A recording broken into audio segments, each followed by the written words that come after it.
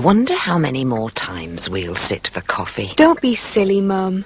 Seriously, no one lives forever. Mother! Have you thought about the funeral I might want? Funerals are expensive, and when my time does come, goodness knows what you'd have to pay. We'll cope. Well, I want peace of mind. We should take out a prepaid funeral plan with H. Kadali. I get what I want, and you could save a lot of money. We pay today's price now, then when I need it, H. Kadali organizes everything, and you have nothing else to pay. Here's the number, see, 75747. Are you sure this is what you want, Mum? I'm positive. Pass the phone. Let's call H. Kadali now on 75747. The MRW Business Centre, 28 City Mill Lane, offers you the widest range of business services, including international couriers, mailboxes, public phones, pack shops, local messengers, and much more. MRW of City Mill Lane have more than 500 agencies in Spain, Portugal, Andorra, and Gibraltar.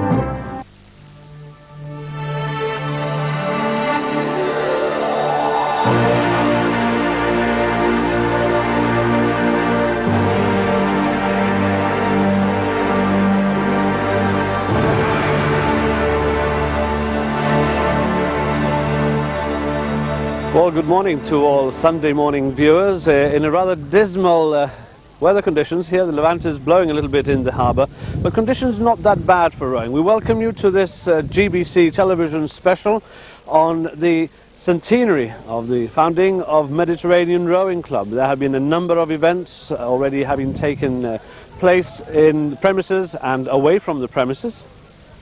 And today sees the culmination of International Regatta as far as Med Rowing Club is concerned, as the pinnacle of their celebrations, having invited quite a number of clubs and crews from outside Gibraltar to take part in a number of races. This morning we're going to bring to you all the action live via your screens. About 8 races going to be delivered into your living room, and we're going to have different categories. We're going to have young oarsmen and oarswomen. We're going to have veterans, and of course we're going to have the regular oarsmen as well, competing for all the major prizes. There is an absolutely fabulous array of trophies downstairs on the lawn, away to my left. Down below, from the very good vantage point that we have up here on the terrace outside the main clubhouse. And these trophies will be presented at the end of all the races. That'll be towards 1:30, perhaps even 2 o'clock in the afternoon. Now, the situation here is such that buoys had to be moved this morning, but crews are already out in the water. And I can very quickly tell you, before handing back to Joe Martinez in our main console downstairs, where he's been joined by a guest commentator, to do with the racing. And we hand over back to Joe so he can fill you in on the details for the first race of the morning. Thank you, Dennis, and good morning to our viewers. The first race off will be the Da Paolo Cup in the men's under-16. And just before we go on to the cruise, I'd like to welcome Cathal Yates from the Med Rowing Club, an oarsman himself. Good morning, Cathal. Good morning. And the first one up, we've got the Da Paolo Cup for the men's under-16 with 2 Med crews in it. So you've done quite well, really, not just in this one, but overall throughout the course of the regattas that have been going on yesterday. Yes, that's so. This crew, as you said, is the men under 16. Obviously, it's good to have the young crews coming through. We've got 2 in the final. Calpe also have 1, so all goes well for jib rowing. That's we've got 3 crews in the final. And we've got here the lanes, because the lane draw was already done a few minutes ago. Lane 1, nearest to camera, that's the Med 1, Med 2 crew. In lane 2 is Med 1, slightly confusing there.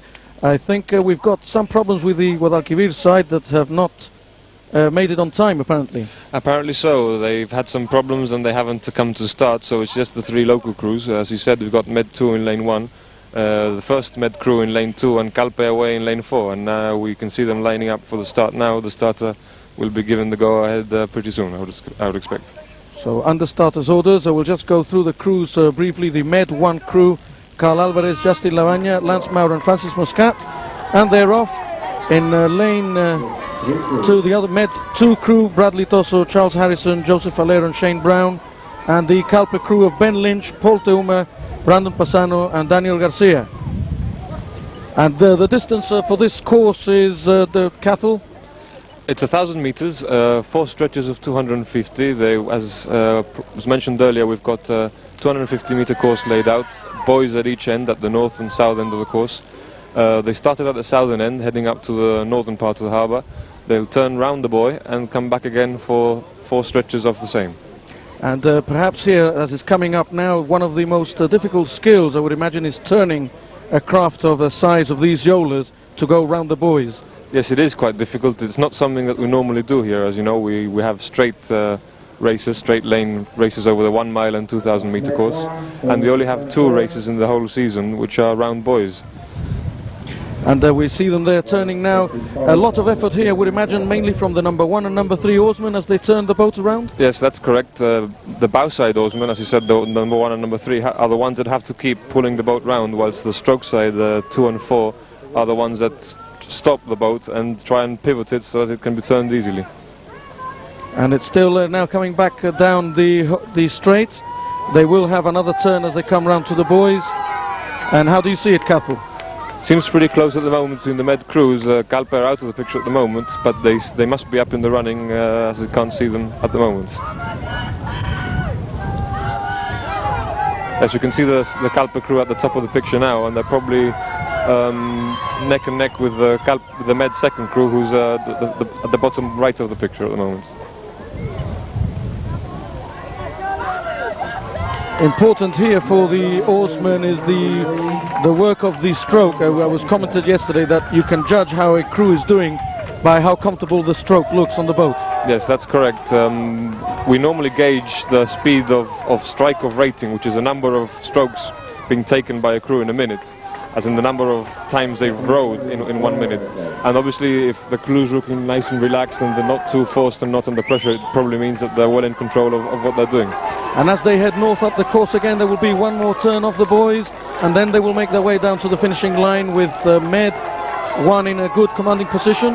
Yes, that's so, Joe. Med 1 have gone out into the lead and they're quite comfortably ahead. And the Calpe crew and the Med second crew are fighting it out for second place. And this crew in the lead there, Carl Alvarez, Justin Lavagna, Lance Mauro and Francis Muscat.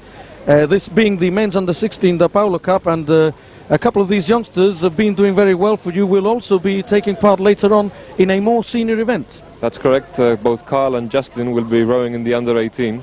Both of them were rowing in a double scull this season and were at the national championships in the UK, where they reached the semi-final. So a very good performance by them this year, and they're bringing up rowing well for the Med in the future. Of course, earlier on in the season as well, Justin, I believe, I'm not so sure about Carl, but Justin has also rowed with the senior crew with a very good result for him. He did indeed. There was one race where Sigurd Haviland, one of the regular members in that crew, was away, and Justin took his place and performed marvellously, where they actually won the race against Calpe's senior crew. Final turn of the buoy there, and quite comfortable one it was, and they seem to be coming through quite smoothly at the moment. Yes, they're striking 34 strokes per minute at the moment, which is quite a relaxed pace, especially for the youngsters who tend to strike at a higher rate than most of the older oarsmen. But they've got a commanding lead at the moment, and it's certainly Calpe and the Med second crew which are fighting it out at the moment. And just briefly before we get to the finishing line, the importance of the job of a cox on these types of boats. The cox. Oh, the cox, especially, yeah, this race the cox is particularly important.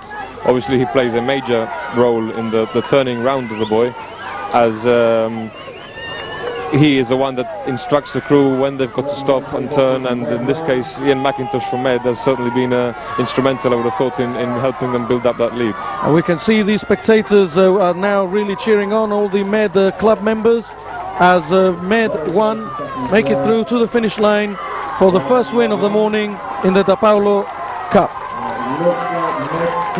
Close fight here for second place, but Med 2 managed to come in second, to the delight of the Med supporters, and Calpe coming in third place.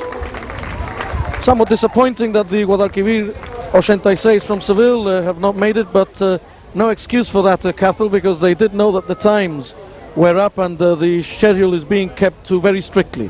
Yes, absolutely. They were well informed yesterday about all the timings, and it's unfortunate that they haven't been able to field the crew. They must have had some problem, I suppose, or I don't know. But yeah, certainly disappointing. Would have been nice to have had that extra bit of competition, which we had yesterday, I must add.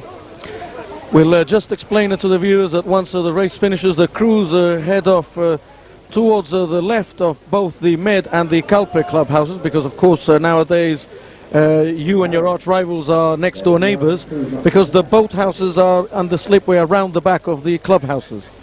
Yes, that's correct. Both boathouses are at the rear of both clubs, and we use the same access slipway to launch our boats, and both our pontoons are next to each other, so yeah, we do get quite a lot of contact when we are out on the water nowadays. And I just noticed there the Calpe club captain Leslie Gregg, who was a cox for that particular crew. The rivalry, has it increased by being just next to each other, or have things quietened down? What do you think, or does it remain the same? Oh, I think it's very much the same. It's difficult in my view, to believe that it ever will disappear entirely.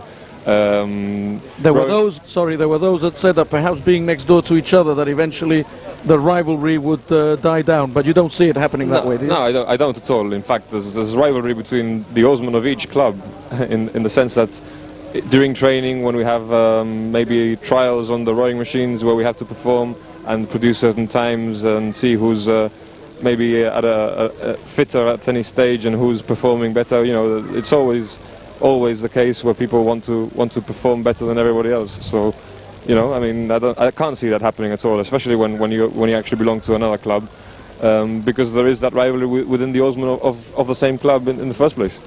And we've just been handed over the results, official results of the first race for the Da Paolo men's under 16, with Med 1 coming through in a winning time of 4:37.52, Med 2 in second place in 4:44.91, and Calpe in third place in 4:49.43. A good win there for the crew of Carl Alvarez, Justin Lavagna, Lance Mauro and Francis Muscat. We are now going to hand you over to Dennis on the terrace. Oh, not bad, Dennis. Not bad, Dennis.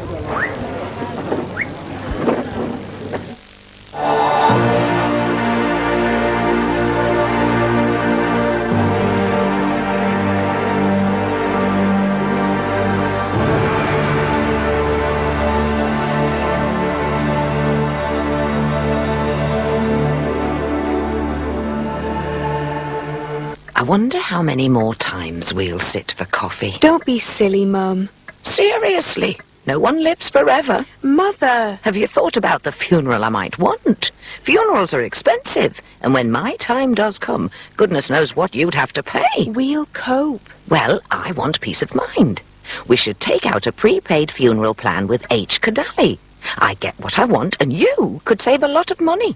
We pay today's price now, then when I need it, H. Kadali organizes everything, and you have nothing else to pay. Here's the number, see, 75747. Are you sure this is what you want, Mum? I'm positive. Pass the phone. Let's call H. Kadali now on 75747. The MRW Business Centre, 28 City Mill Lane, offers you the widest range of business services, including international couriers, mailboxes, public phones, pack shops, local messengers, and much more. MRW of City Mill Lane have more than 500 agencies in Spain, Portugal, Andorra, and Gibraltar.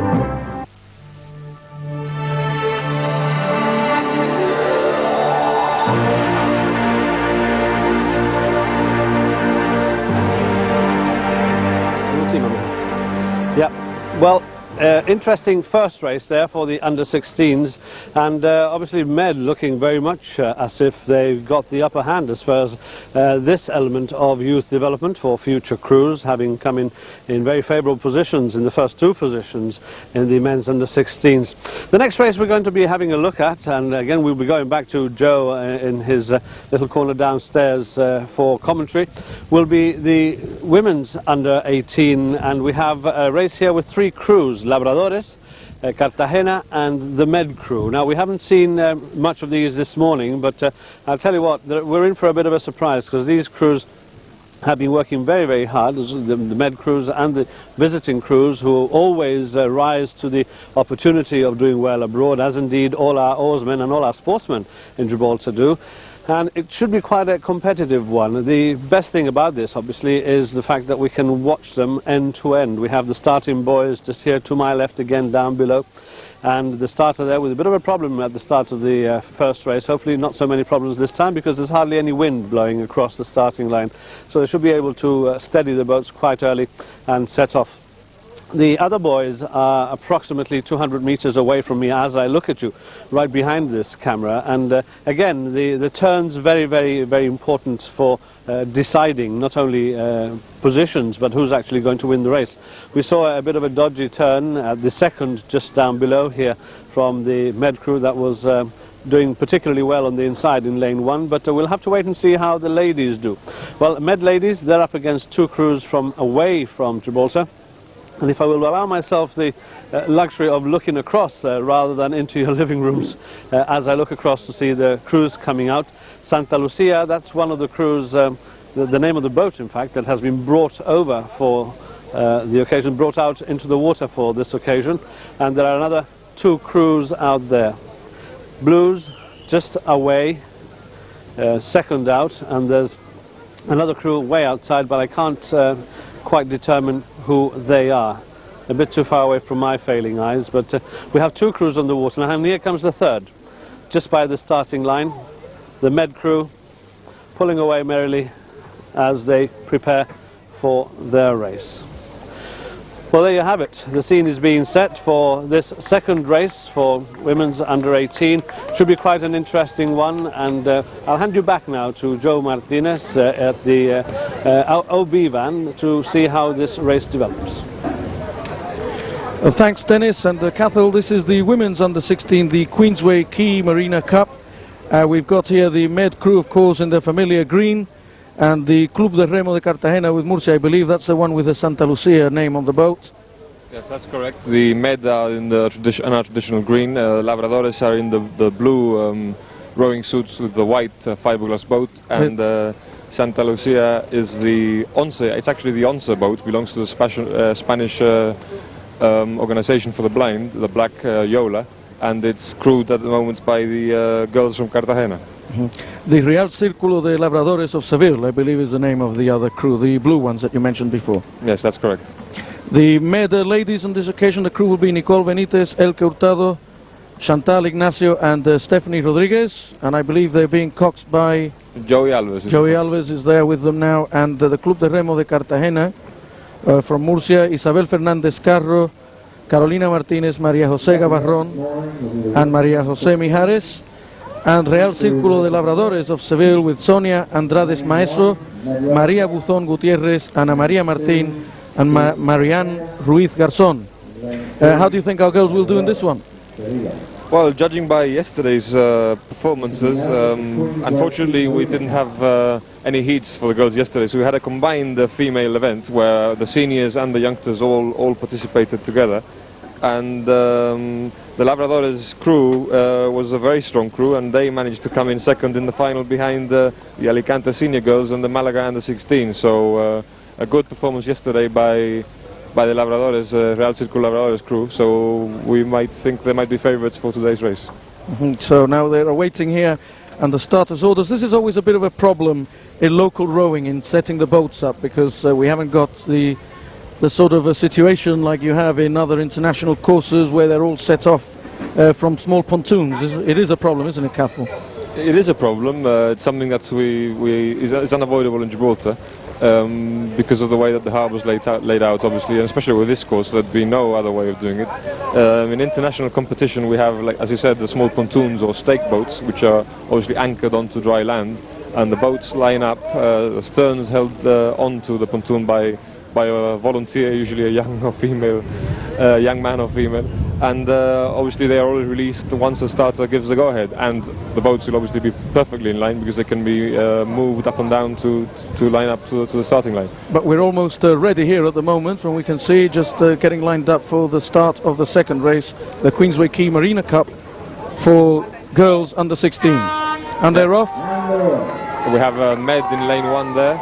The Cartagena girls in lane 2 and Labradores in lane 3. And this distance for the race will be exactly the same as the one we had previously. The length of the course is the same. It will be the same in all the races, but this time they'll only be going around one turn. It's a 2 by 250 meter course. I think Med are building up a slight lead about a canvas, which is the small wooden part of the front of the boat, be in front of the number 1 oarsman. And it seems that both Labradores and Med are neck and neck at the moment. As they head up towards the buoy, a bit difficult to tell from this angle who is in the lead. We might perhaps get more of a better impression once they start making their turns on the buoy. How soon do they have to really start controlling themselves as they get to the buoy? Because I imagine that they don't really want to offshoot too much, do they?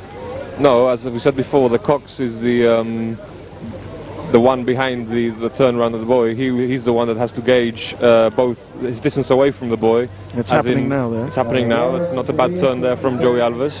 The 2 stroke side girls, as you can see, are curling over their oars, trying to stop the boat, whilst the 2 girls on the left-hand side, on the bow side of the boat, are pulling it round, and Labradores now seem to have come out of the buoy before Med and leading the way back down to the finish.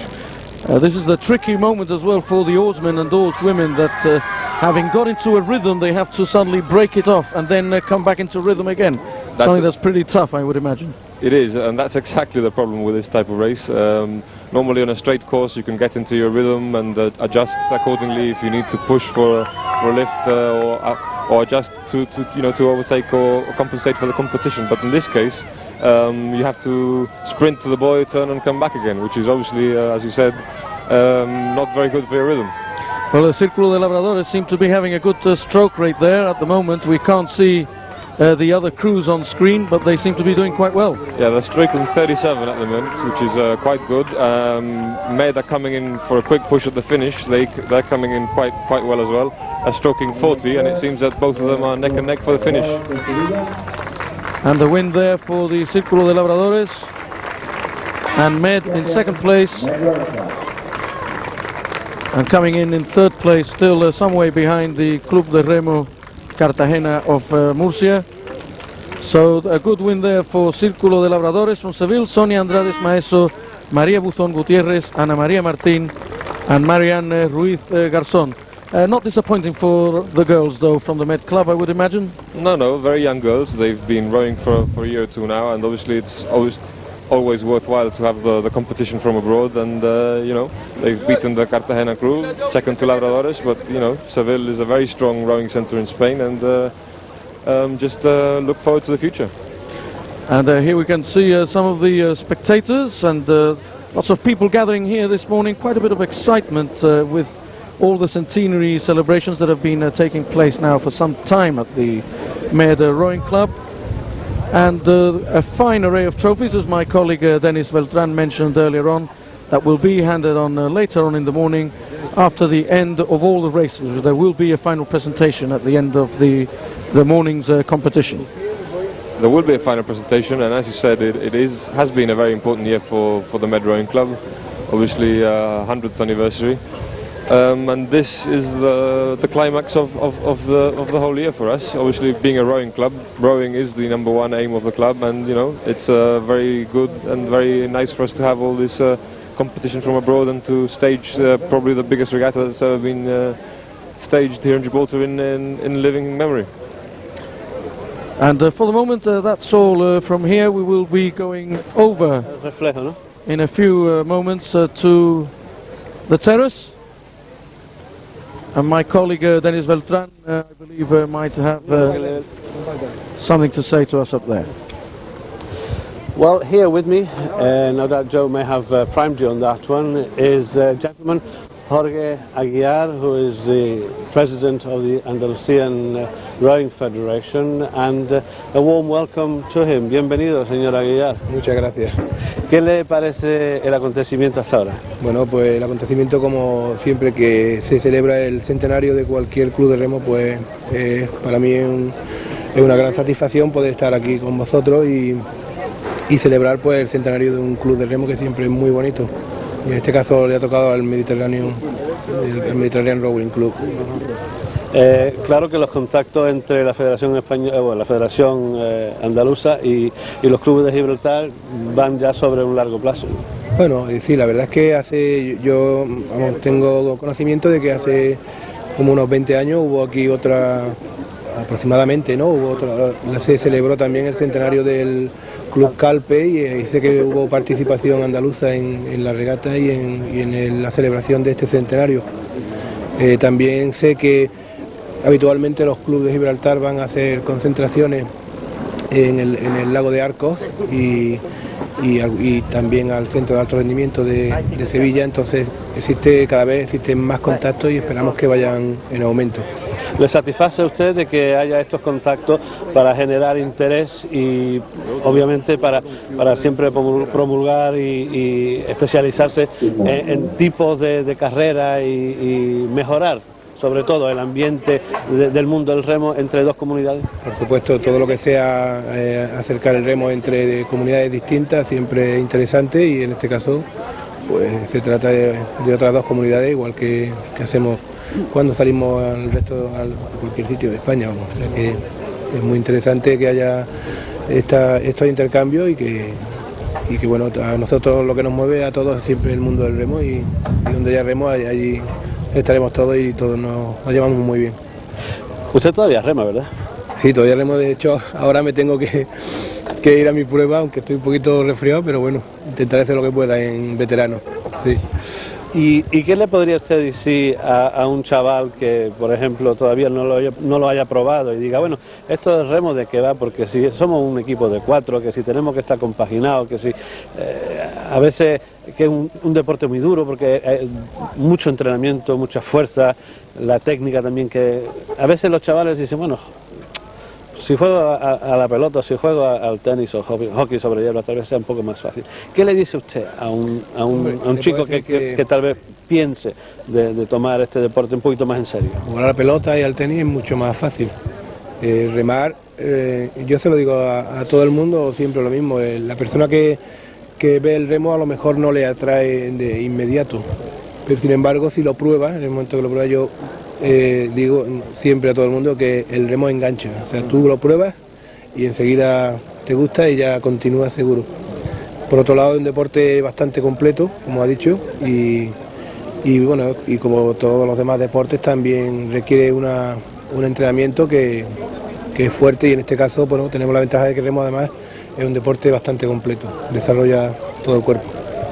Jorge, encantado de estar aquí de que esté usted aquí con nosotros y bueno, que le vaya bien hoy y que sigan las buenas relaciones entre la Federación Andaluza y la Federación de Gibraltar. Gracias. And with that, those very nice comments from Mr. Aguiar, we go back to Joe for the start of the third race.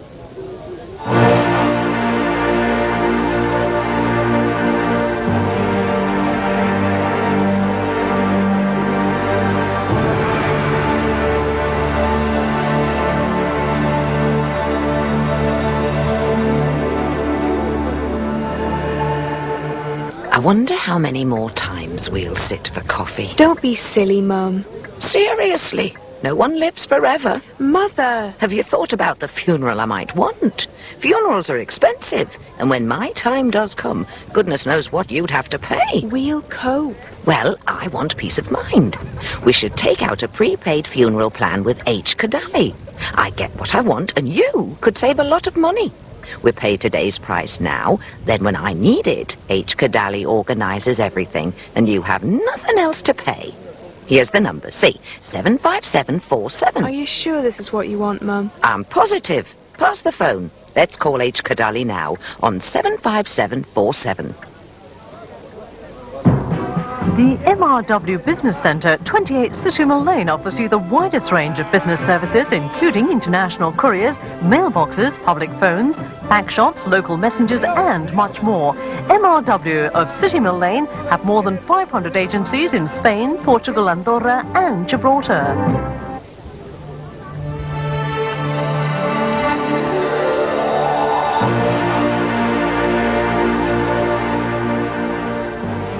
Well, welcome back, and we're getting set up for the Queen's Hotel Cup, the men's under 14. that will have a slightly different start. I'll get Cathal onto that in a moment, but just before we do, just the times of the previous race. The women's under 16 Labradores coming through in a time of 2:22.46, and the Med in second place in 2:24.52. Cartagena in 2:31.06. Not a bad time for the Med girls there, Cathal. No, they were very close behind to the Labradores girls, and I think we should be pleased with that result. As we mentioned earlier, they're young and been rowing for a couple of years, and yep, that's good. Okay, so now the next one, as we've seen, the boats are starting at a different starting point here. They've gone further north of the course. Could you brief us through this one? Yeah, as you've just said, the course is now starting at the northern end, which means that they'll be rowing three stretches of 250 meters, only 2 turns round the buoys. Obviously, as happened before, the younger girls and now the younger boys, we've got shorter distances which are more suitable for the rages. And the cruise and the lane draw for this one will be Calpe in lane 1, Med in lane 2, Club Ferroviario de Portugal in lane 3, and Guadalquivir 86 in lane 4. I'll just run through the crews for you. For the Med, it's Liam Lavagna, Shane Ritchie, Kane Robles and Kieran Yomi. Calpe, Leslie Gregg Jr., Craig Pilcher, Simon Farrell and James Gordon. Club Ferroviario de Portugal, Pedro Barros, Pedro Eleuterio, Joao Pereira and Andrés Reis. And for the Guadalquivir 86, Luis García Navarro, Pablo Garrido, Borja Pereira and Adrián Burgos. And I think some of those boats are still trying to get ready for that start. Yes, you can see them warming up at the moment. They're just rowing up to the buoys at the northern end. They're just trying to get those muscles ready for the action and waiting for the starter to give them instructions to line up.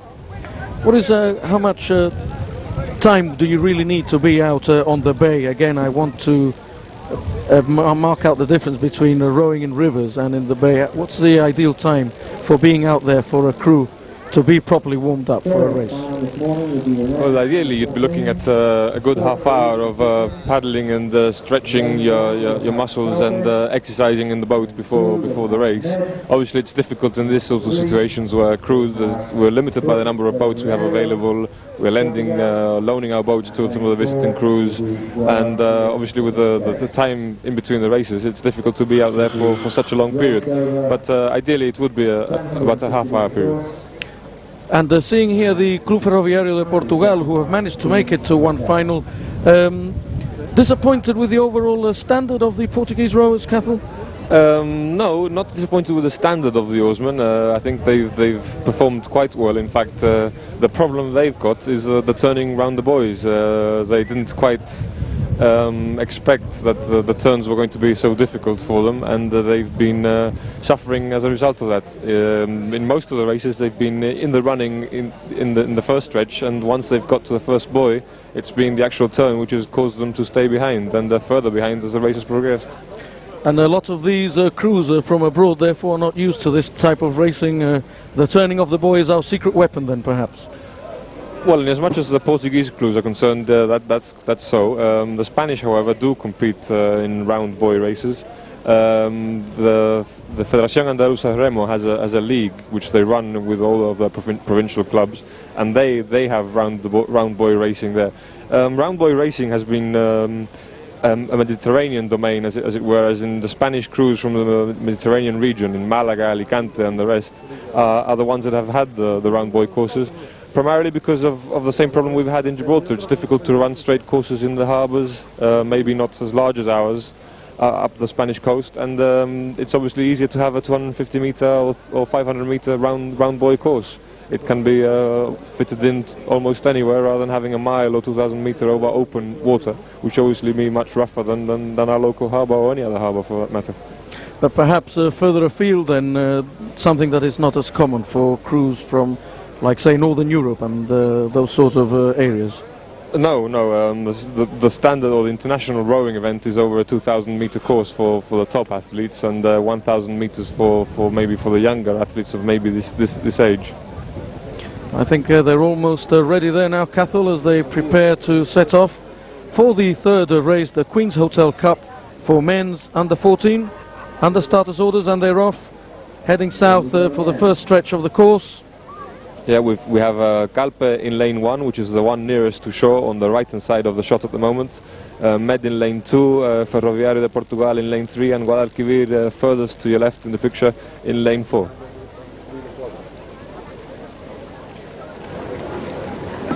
I think it's interesting to note that in the previous race we had a crew, or two crews in fact, in fiberglass yolas. All the ones now are wooden boats, but nevertheless I think we'll talk more about that in a few minutes as they come up to the first buoy. And we're seeing here furthest away from us in lane 4, they seem to be doing quite well there. Guadalquivir 86, at the angle of the camera somewhat confusing there. Yes, I think it's Calpe and Ferroviario both coming into the buoy ahead. In fact, Ferroviario just coming in first. And as I mentioned before, here it's probably Calpe's better experience that will get them through quicker. Nevertheless, I think the Portuguese have performed quite a good turn, although they're having problems now coming out of the buoy. Calpe seems to be breaking away now. Both Calpe and Ferroviario coming away from the buoy now, but I think Calpe have opened up a slight lead there, primarily due to a good turn there by Leslie. And Leslie Gregg Jr. here, of course, the son of the Calpe Rowing Club captain, obviously keeping up the tradition of a rowing family. Yes, that's so. Both father and son in the boats. Leslie Gregg Sr. is the coxswain for that crew, and as I just said, he's probably outturned the Portuguese crew, who nevertheless seem to be catching up now and probably coming across quite well in the straight part of the course. And both Med and the Guadalquivir following along there. You can see the Med to the left of the picture and the Guadalquivir just coming in now into shot on the far left-hand side. And as they head up south, it seems that Calpe have a good stroke rate there, but also very similar with Guadalquivir. Yes, that's so. Med were just rating 35 strokes per minute, same as Calpe, which is quite a good rate for these young oarsmen. And there we have the Calpe crew up at the buoy again, trying to turn as quickly as possible and to come back for the finish line. We also see Med now approaching the buoy, but Calpe, the Portuguese, and Guadalquivir are now all coming back to the finish line. And it seems pretty close at the moment, with these crews heading back home, the final stretch of the race. Yep, here we have Calpe on the right-hand side of the picture, Med just coming out of the buoy. They seem to have had a bit of a problem with that last buoy. I just mentioned here that both the Med crew is crewed by younger members of even though it is an under 14, a few of those youngsters in there are only 12, so they are at a bit of a disadvantage in that sense. But I think Guadalquivir now on the left-hand side of the picture coming across very well to the finish. They've actually overtaken the Portuguese crew, and they seem to be fighting it out with Calpe on the right-hand side of the picture in lane 1. And it's going to be a very close finish in this one, with Guadalquivir 86, Luis García Navarro, Pablo Garrido, Borja Pereira and Adrián Burgos, with a very powerful stroke rate at the moment as they try to make it to the finish line. Yeah, that is correct. Guadalquivir have actually stroked 38 through there, and yes, they've managed to clip Calpe to the line, who've come in a very close second, with the Portuguese in a very close third as well. So the interesting finish there, Cathal, I've just noticed with the Med young crew coming in to the finish line now, that the three races we've had so far, we've had 3 different wins for 3 different clubs. So it leaves it quite open, because there is an overall cup that will be presented at the end of the regatta to the club that has had most wins. So it's pretty open at the moment, and there is a point system there, I believe, being used for the number of wins in the regatta. There is a point system for the number of wins. The winner will be awarded 5 points, second place crew will be awarded 3, and the third and fourth 2 and 1 respectively. All the points will be totaled at the end of this morning's racing, and obviously the club with the largest number of points will be the winner of the overall trophy. I think it's probably the closest race we've had this morning. Yes. Obviously it's always best for the spectators and for everybody in general to have a close race. It makes it all more interesting and harder for the rowers themselves, who have to keep on pulling to the very last stroke and the very last second of the race. Something that you just mentioned there before that previous race started about the different types of boats, reference to fiberglass yolas. Yeah, as I said before, some of the crews are rowing in fiberglass yolas, which they've brought over from Spain. We traditionally have always had the wooden boats here in Gibraltar, built in Italy in the latter part of the century. Both Donoratico, Boatworks and Salani, which are the type of boats we're using now, both in Italy. Very expensive boats, all handmade. And now, obviously, with modern technology, fiberglass is being used as a substitute for the wood.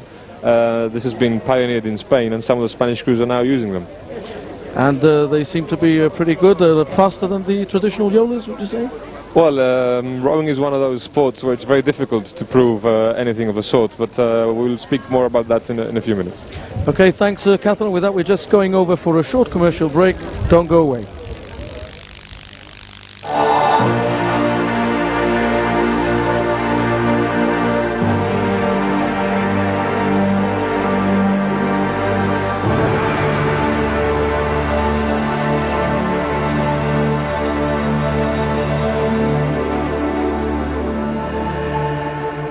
I wonder how many more times we'll sit for coffee. Don't be silly, Mum. Seriously, no one lives forever. Mother! Have you thought about the funeral I might want? Funerals are expensive, and when my time does come, goodness knows what you'd have to pay. We'll cope. Well, I want peace of mind. We should take out a prepaid funeral plan with H. Kadali. I get what I want, and you could save a lot of money. We pay today's price now, then when I need it, H. Kadali organises everything, and you have nothing else to pay. Here's the number, see, 75747. Are you sure this is what you want, Mum? I'm positive. Pass the phone. Let's call H. Kadali now on 75747.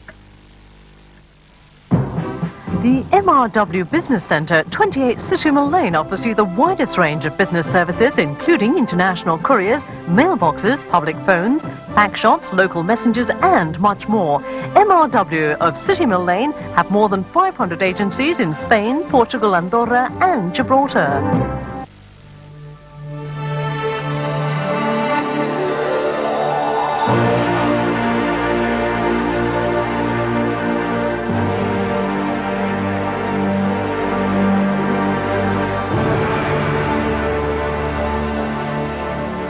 Well, welcome back to the terrace. Things appear to be clearing up a little bit. There's a few rays of sunshine over there on the North Mole. Still a bit gloomy here, but great racing. With me to tell us a little bit about that, and of course the club's celebrations in the centenary, is the club president, Lionel Gomez. Mr. Gomez, a great day, a great occasion for Med Rowing Club this. It is a very great occasion indeed. I mean, this is the centenary celebration regatta. And the number of clubs that we've been able to bring has been absolutely amazing, given the situation. We've had 15 clubs turn up, including Med and Calpe, and we are terribly thrilled that everything is going so well. We had a fine day yesterday when the heats were competed for. And today, of course, we have the final. And so far, we've won the first regatta, and we've just lost the third regatta. Quite a good one, that. Those youngsters from the Guadalquivir team, they seem to have lost a seat, and they lost a lot of ground, but they came back extremely well. I would have said, you know, that they were nowhere at all. They were so far behind. But obviously they're experts at pacing, and when they said let's go, they went and they've won. And I'm glad they've done so, because it has been a very, very thrilling regatta. I suppose from the racing point of view and from the preparation point of view, it's been quite a lesson for everybody watching here that sometimes patience pays off. Make sure you're back on the rails and get on with your race. But although, of course, that needs a lot of training as well. That is true. We've been involved now with the centenary celebrations for the last 3 or 4 months, meeting every week, and this day, final of the regattas, people have worked very hard. I think the architect of this actual event, the architect of all this has been Mr. Douglas Rodriguez, who has spent no time and effort to really get a really good regatta going, and he has achieved it. And I think he must be congratulated most heartedly. Of course, I sincerely hope to have a word with Douglas a little later. I tried to get him, but he seems to be extremely busy running backwards and forwards from the seafront to the boathouse. And of course, I have to apologise for not having spoken to you before, because the gentleman, the president of the Andalusian Federation, had to go, and I would have rather have had you first. But anyway, it's nice to have you here.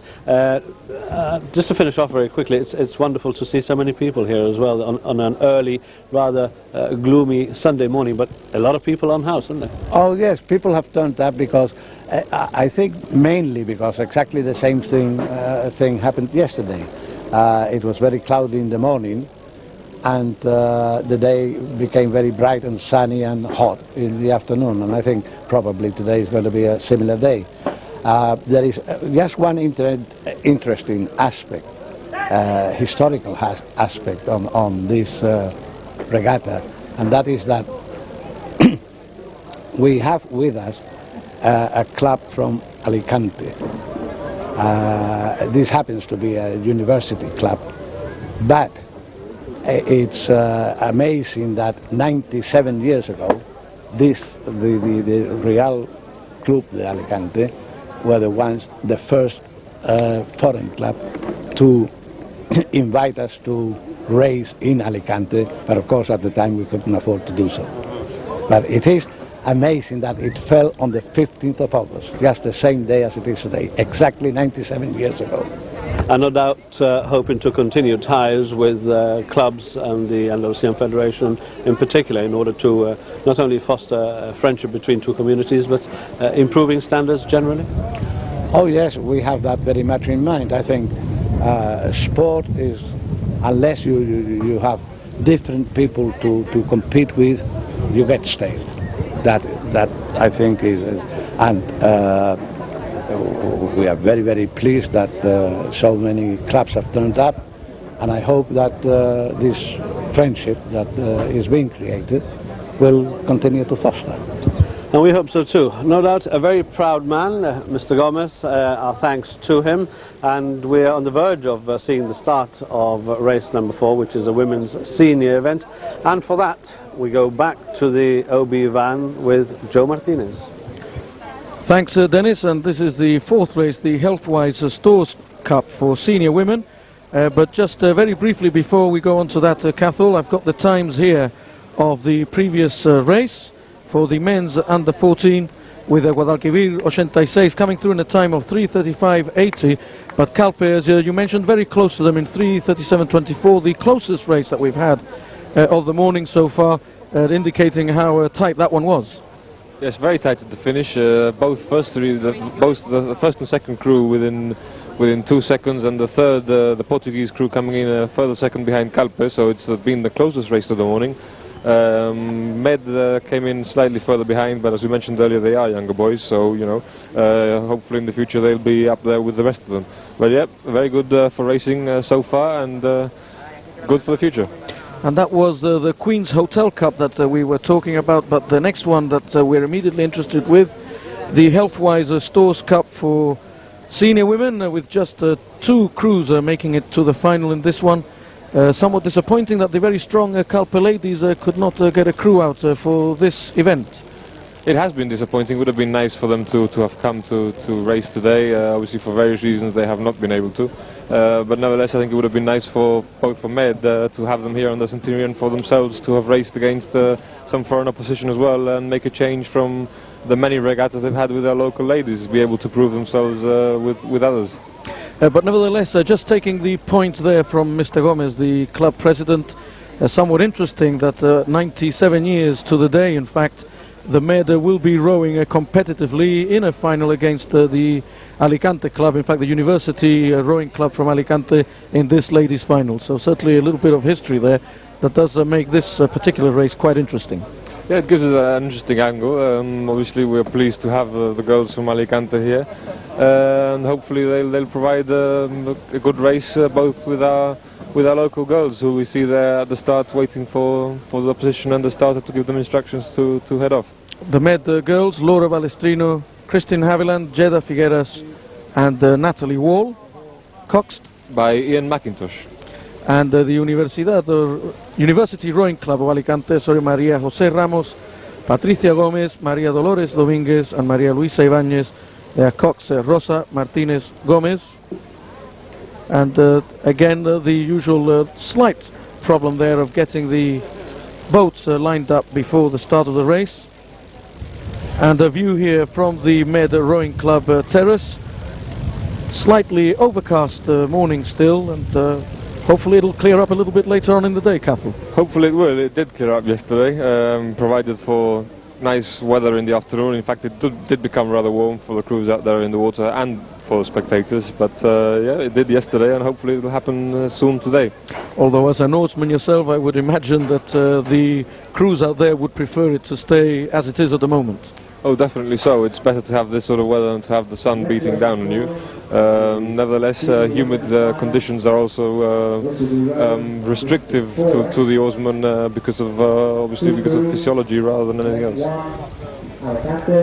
Here we have both crews now. Med waiting for the Alicante to line up, and we should have the off pretty soon. And in this race, incidentally, and before we forget it, one of the longer distances of the morning's regatta. Yeah, we're back to a 4x250, which means they'll have 4 lengths totaling up to 1,000 meters and 3 turns round the buoys.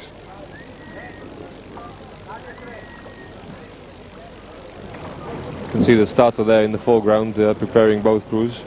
Both crews in wooden yolas in this race as well. We'll have more on the wooden and fiberglass yolas as soon as we finish this race.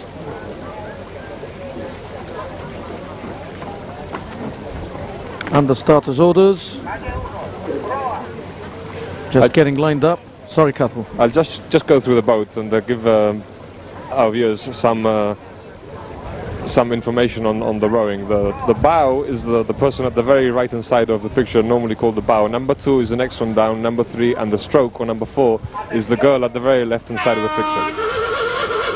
And off we go then for the Healthwise Stores Cup for senior women. Full start. We seem to have had a full start in this race.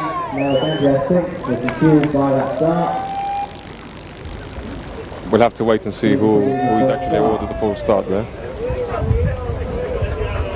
In the reference to number of false starts, is it somewhat similar to athletics that you get a number of warnings, and if you persisted then you get disqualified? That's correct, and there will be a disqualification on the second false start.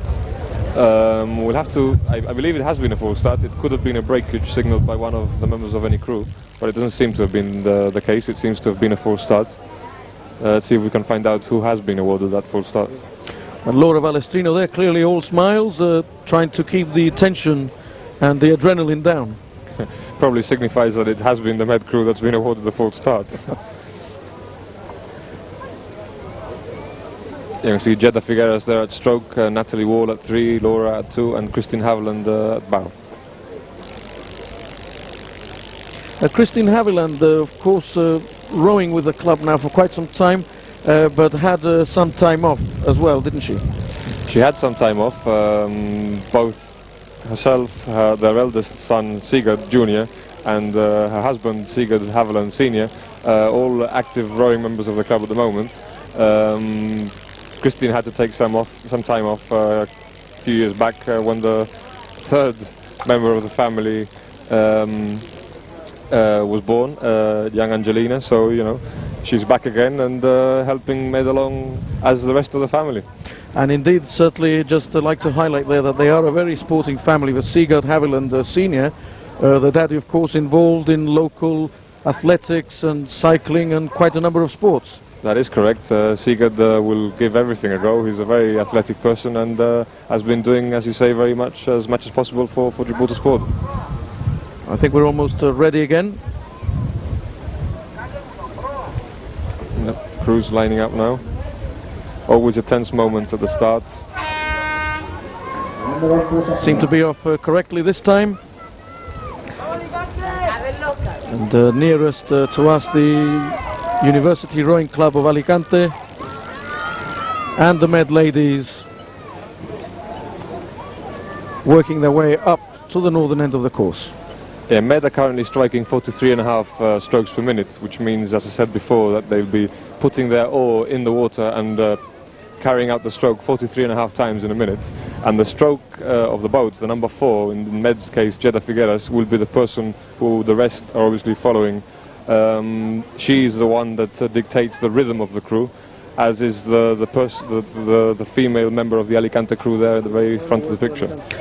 Just highlighting on that last point, Cathal, that some people who are not familiar with the sport of rowing think that sheer brute force will do, and of course that is not the case at all. A lot of teamwork and coordination is required for the 4 members to get it working correctly. That is so, Joe. The coordination of the crew is absolutely essential.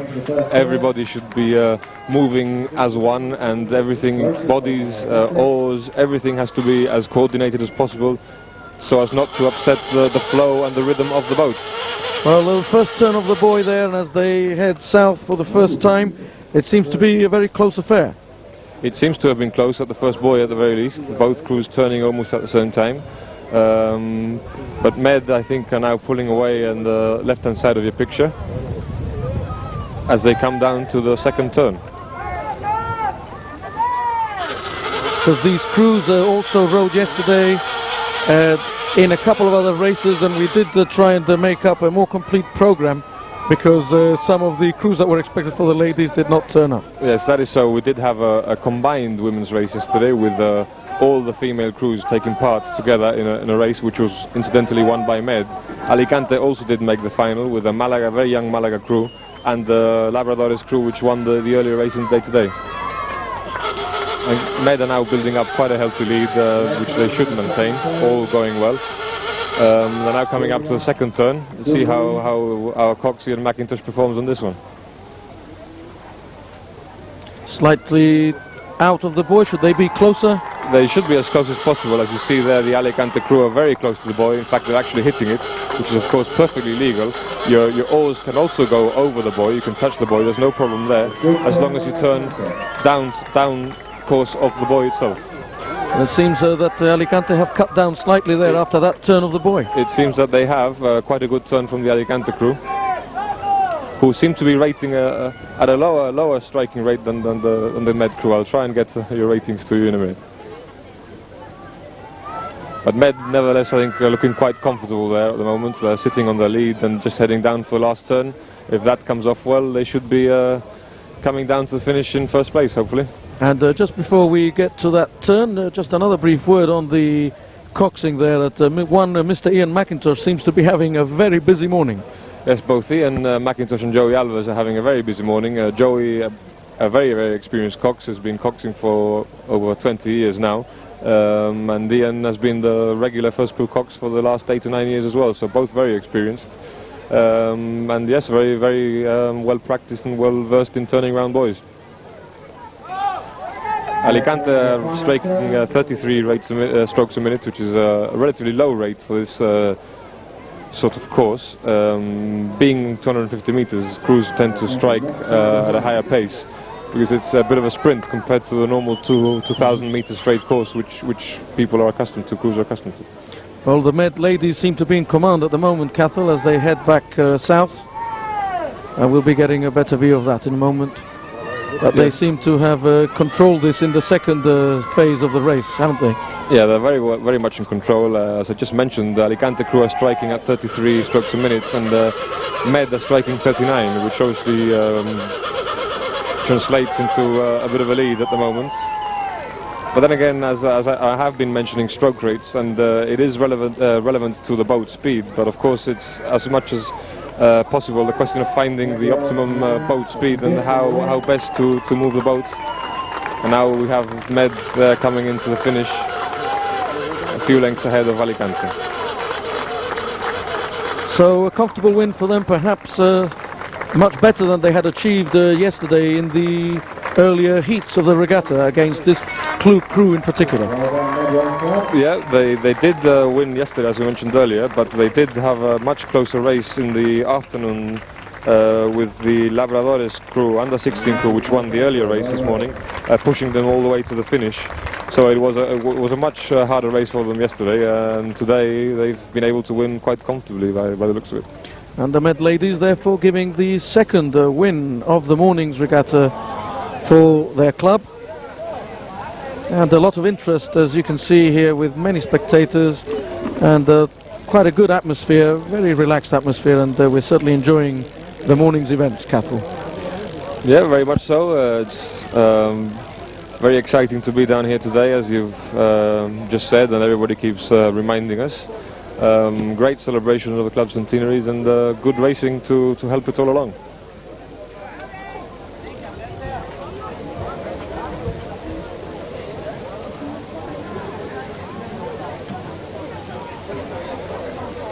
And we'll be hoping to get the times of the Healthwise Stores Cup in a moment, but just looking briefly ahead, we're halfway through the morning's program.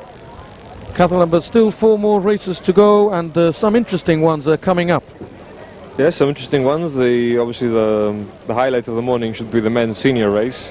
We've also got the under-18s with some strong crews there, and the veterans, which had quite competitive racing yesterday. Some of them had to go to repechage in the afternoon, so the older oarsmen might be feeling a bit tired this morning, a bit of a strain, but nevertheless, hopefully we'll have a good race this morning.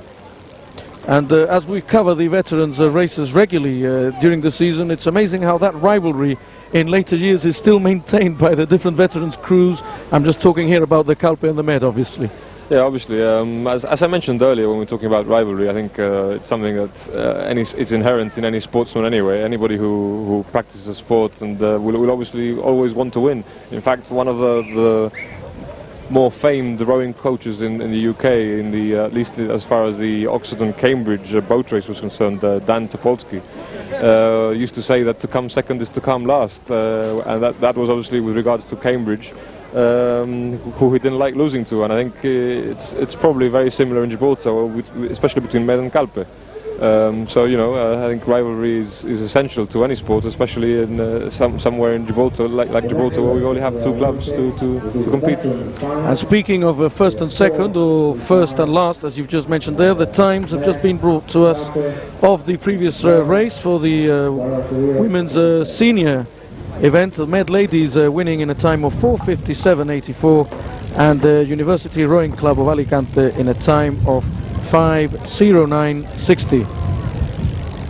So a good win there for the Med ladies in the Healthwise Stores Cup, and that certainly now leaves us with just the remainder of half of the program left in the morning's rowing. We're going away now for a commercial break. Don't go away.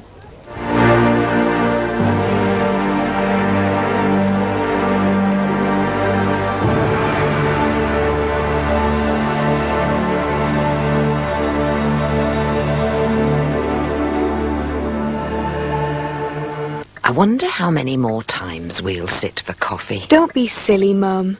Seriously, no one lives forever. Mother! Have you thought about the funeral I might want? Funerals are expensive, and when my time does come, goodness knows what you'd have to pay. We'll cope. Well, I want peace of mind. We should take out a prepaid funeral plan with H. Kadali. I get what I want, and you could save a lot of money. We pay today's price now, then when I need it, H. Kadali organizes everything, and you have nothing else to pay. Here's the number, see, 75747. Are you sure this is what you want, Mum? I'm positive. Pass the phone. Let's call H. Kadali now on 75747. The MRW Business Centre, 28 City Mill Lane, offers you the widest range of business services, including international couriers, mailboxes, public phones, pack shops, local messengers, and much more. MRW of City Mill Lane have more than 500 agencies in Spain, Portugal, Andorra, and Gibraltar.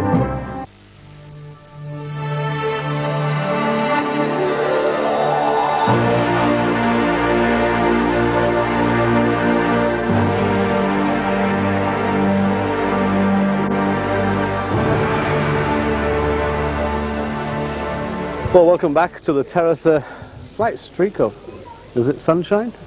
Yes, coming through now to lift the gloom, which has already been lifted, I dare say, with that fabulous win by the Med ladies over the Alicante crew, and a very good win as well, at least 3 lengths.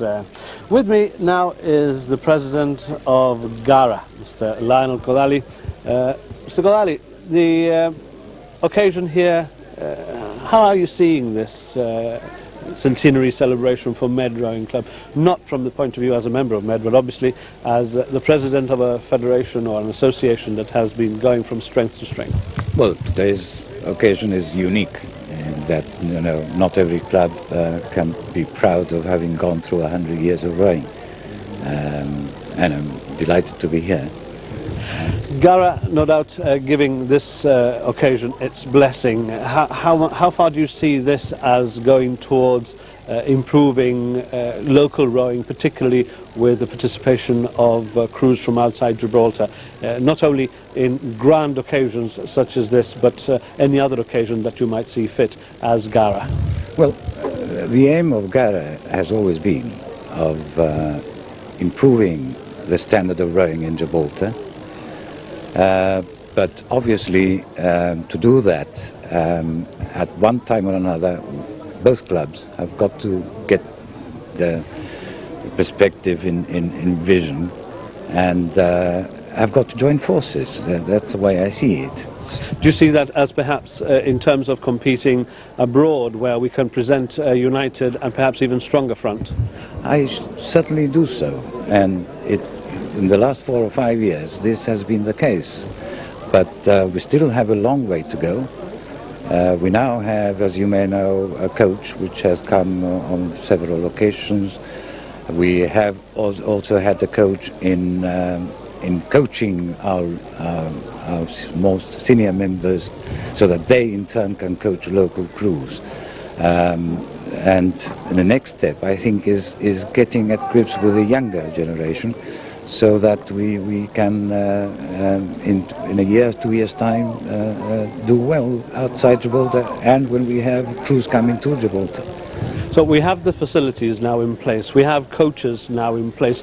What else do you think is needed in order to give it that last one big push, in order to realize what, for you obviously, would be a dream, to provide this united, strong front in order to perhaps even do better abroad as an organisation, as an association, rather than at club level? I think it's changing some members' mentality there is a change in both clubs. Due to letting go when he's doing ill, John Gonzalez is but taking this his place. slowly but surely is changing. You know, we cannot compete against each other all the time, because then internationally we get nowhere. So I think, yes, we are seeing some success in that. The morning has gone quite successfully for our clubs. We have had quite a number of clubs taking part in this event, and of course the attendance here has been superb. What else do you think can be done in the future in order to attract such a large number of clubs as we have seen here this weekend, without necessarily being part of celebrations? Because of course we won't be around for the next centenary, neither ours, or rather neither Meds nor Calpes. But what else could be done? Well, today is a very special day, but I can tell you that, well, not crowds of this size, but we've always used to have a lot of people coming. And one of the things I think one must do is put across in the press and in television the event before it takes place. It's no use saying after a week's Med won this, Calpe won the other. It must be done before to bring people's interest. When I was the captain of the other club, I always used to write up in the Chronicle 4 or 5 days ago, giving the history of each trophy and outstanding oarsmen of both clubs who had rowed. And that, I think, infused in the people the idea of coming down and seeing the regatta. Obviously, again, we've been handicapped because in the old days we used to have tender boats to take people out and that sort of thing. And internationally, we're also handicapped in the sense that we haven't got the river near us, you know. So to row in what everybody does row today, not in jollas, but in outriggers, we have to get away from Gibraltar, which at times it's difficult, as you know.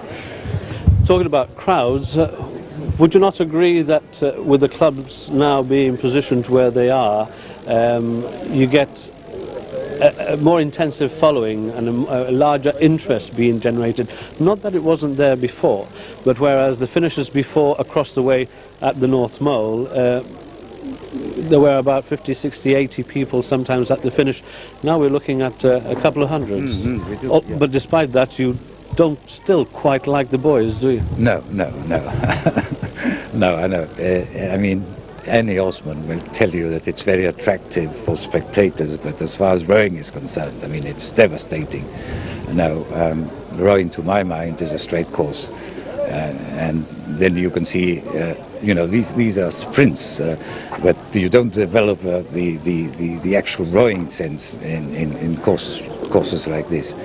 But having said that, what we are going to try again this coming year is the fact that instead of finishing at the viaduct, we want to finish somewhere between here and part of the waterfront next to us.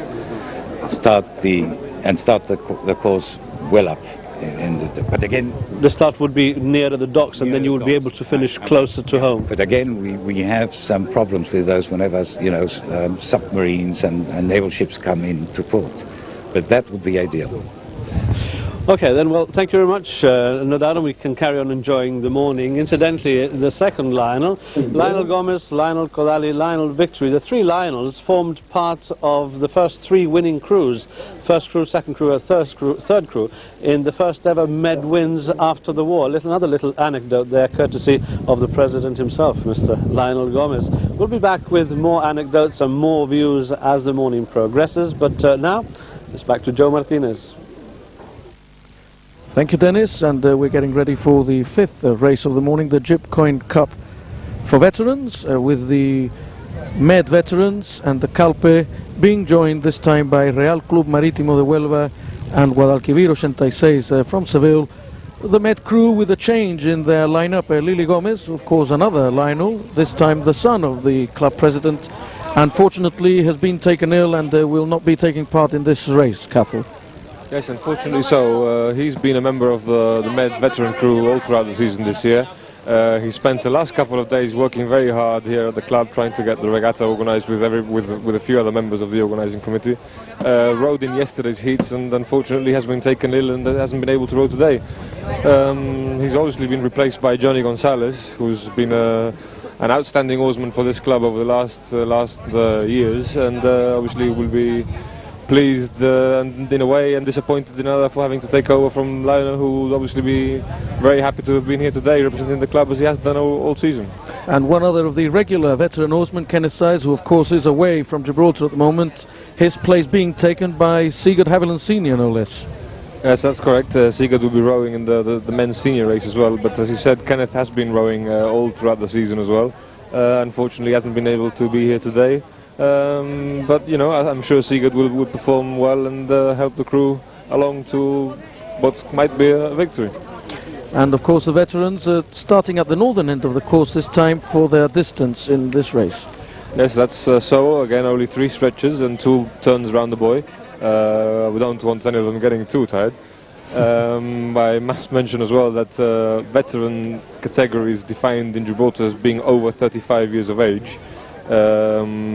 We only have the one category here. There are more as far as FISA, which is the rowing governing body. Veteran actually starts at 27 and is broken up into different categories as we go up along. But obviously we haven't got the number of oarsmen here participating in veteran racing to warrant that. So we've only got the over 35 limit, which is I think quite suitable. And the lanes for this final, the draw has just been given to us. Real Club Marítimo de Huelva will be in lane 1, Med veterans in lane 2, Guadalquivir 86 in lane 3, they are from Seville, and Calpe in lane 4. And an interesting note there in the Guadalquivir crew from Seville is that the president of the Andalusian Federation, Jorge Aguiar, is one of the oarsmen. That's so, as he mentioned himself in the interview earlier, he's going to be participating for Guadalquivir today. No doubt something which is not normally seen here in Gibraltar, even though now we've got both captains, both Calpe and Med captains, Leslie for Calpe and Stuart for Med, participating in rowing, which wasn't the norm in Gibraltar before, something that's in fact been usually frowned upon by the older members of the clubs, but nevertheless it's changing now, and captains are actually rowing. something that's happened in Spain quite frequently, at least as to my knowledge, and it happened a few years ago, when particularly in 1994, when Fernando Clement was the president of the Spanish Rowing Federation and was actually representing Spain in the World Championships in the lightweight pair. So, you know, it has been common in Spain and nothing untoward as far as they're concerned. And it seems to be a growing trend in sport, something that you could say akin to the player-coach in football, I would imagine. Yes, I think it has been in that sense, something that, as I said, we haven't been used to before. But I think both Stuart and Leslie have managed to cope quite well with the task. Stuart's done it previously. This is his second stint as captain and oarsman for the club. And Leslie took over from Clive Baker last year, and you know, has had many years of experience as vice captain along with Clive, and has now taken over the captaincy himself. And going over yesterday's times for this veterans event, what can we expect in this race? You think it'll be a close one? Hopefully so. Huelva won their heat in the morning quite comfortably over Guadalquivir, both of which have made the final, and Med managed to win their heat as well, comfortably in the end, because of a collision between Calpe and Labradores, who happened to be disqualified. Labradores were coming into the second turn of the race, whilst Calpe were just exiting that turn.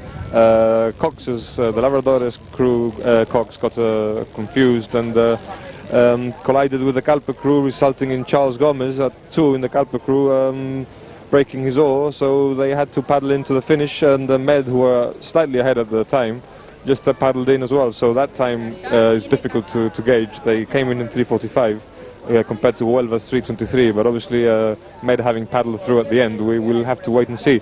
There's also, of course, the change of Johnny Gonzalez for Lionel Gomez, and we'll have to see how that affects the crew. I was just going to go on to that point. Obviously, all these oarsmen are extremely experienced, especially the veterans, for obvious reasons, but does a last-minute inclusion cause possible problems for the stroke rate of a crew once they're in the middle of a race? Well, not so much the stroke rate, but it could upset the crew in the sense that they've been used to a particular oarsman, and the rhythm that's, you know, obviously all 4 members make up the rhythm, even though it's the stroke that's dictating it. But I would have thought it'd be too much of a problem. I mean, Johnny is quite experienced and has been around for quite a long while. And we'll just run through the crews once more before the start of the race. For the Med veterans, John Collado, Jimmy Noguera, Sigurd Haviland Sr. and Johnny Gonzalez. Calpe, Leslie Gregg Sr., Charles Russo, Charles Gomez and Colin Vaughan. For the Real Club Marítimo de Huelva, Emilio Gómez Fernández, Germán Ponce, Ignacio Miró and Guillermo Müller Gascon. And for the Guadalquivir 86 Seville, Jorge Aguiar, José Luis Díaz García, Fernando Martínez and Pedro Molina. Just one interesting point about one of the crewmen from the Real Club Marítimo de Huelva, Guillermo Müller Gascon. I believe he came way back in 1978 for an international regatta that was held by Gara. He did indeed. He was a member of one of the Seville clubs that came in 1978. Obviously the frontier was closed then, and a huge effort was made for crews to come and participate in an international regatta then. He was a member of one of the very good Spanish lightweight crews at the time, who came second in the 1977 World Championships, I believe, in the lightweight 8, and then became world champions in 1979. Spanish rowing was very much at a high peak at the time, and he was a member of one of those crews which came out to participate in Gibraltar. So obviously they must have done very well when they came and competed here. Well, I can't remember. I was too young, Joe.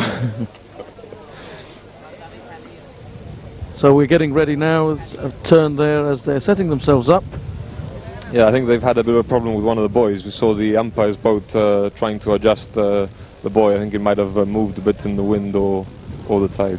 Of course, that is also a problem from one day to the next, so that they remain in place, because they can't be moved depending on the currents and the strong levantas or westerlies. It has been a big problem for us. Sigurd Haviland again there has been diving into the sea and helping to position those buoys. He's played a major role in that, along with some others. But obviously it's near impossible to have 4 buoys perfectly in line at such a distance from each other. But nevertheless, you know, you have to expect that and understand that it's just a part of the race. And from all the different crews that we've had here and clubs, I mean, over 12 clubs coming over. From what you've been able to see over the weekend, Cathal, how do you gauge their impression of proceedings and how the Centenary Regatta has gone? Well, I've heard favourable comments from most of the team leaders and coaches. They've been very impressed with our hospitality, and certainly they've commented favourably on our organisation. Obviously, it's the first time we've done something this big as far as Med's concerned, and it's difficult, to say the least, to organise and to run something as big as this quite smoothly. Just give us a brief word before they start again on some of the officials. We saw some of them there on an inflatable. What was their job? Well, we have two umpires, one at each end of the course, to ensure that there's no problem at the buoy, at the turn of the buoy. We also have the starter and the finisher at the southern end of the course. He's under a canopy on the actual the rowing club site with the two timekeepers. And in this race, the umpire at the northern end, who I believe is Jason Duarte, will be starting the race because it starts from the northern end, as we mentioned earlier. It's only 3 stretches, so he's got a dual function in this race. He'll be giving the off, and then we can see him there on shore at the Europort, and then he'll be getting back onto the boat to umpire.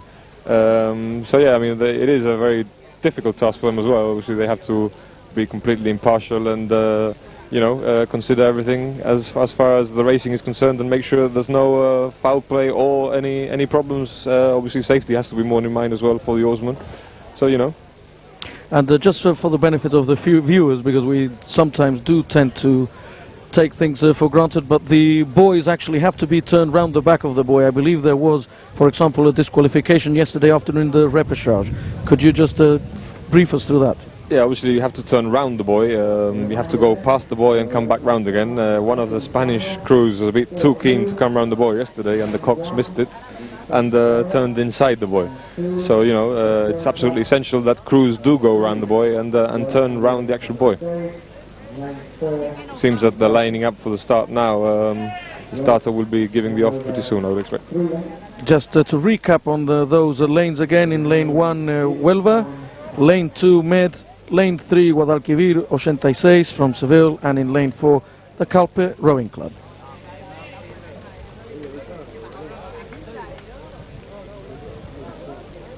As we were mentioning earlier before, the problem that occurred in the veterans race, obviously it happened because one of the crews was quite a bit further ahead than the other, and they'd already turned around the buoy when the other was coming into it in the adjacent lane. Hopefully, if the racing is much closer, there should be no problem of the sort.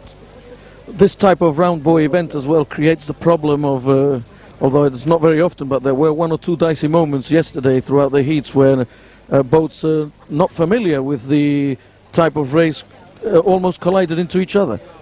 Yes, apart from the actual collision in the veterans race, which was surprising in a way, considering the experience or the supposed experience of the coxers. But in some of the younger races, we've had some near misses when the younger coxers, being a bit unsure of which buoy they're actually heading to, and there have been some tense moments for the officials, the umpires, and of course the spectators who've been trying to see what's going to happen. And as Mr. Kodali, of course, referred to earlier on, not the ideal type of rowing, but certainly very good for spectators and for us. We're enjoying ourselves here throughout the course of the morning, and the veteran crews are under starters' orders and ready to go off. As Mr. Kodali mentioned, the oarsmen do not particularly enjoy the race because it breaks up the rhythm completely, and they have to sprint for three times. And as any sportsman will know, a 4-minute sprint is not really a sprint anymore. But it's also very, very stressful on the boats. The boats get stressed greatly when they're coming around the buoy. I think you have to remember that from moving at a probably rate of 6 or 7 knots, once the oars are dug in on the stroke side, the boats come to a virtual stop. So obviously it's it uses great stress on the actual boat. And they've just been given the starting orders as they head south.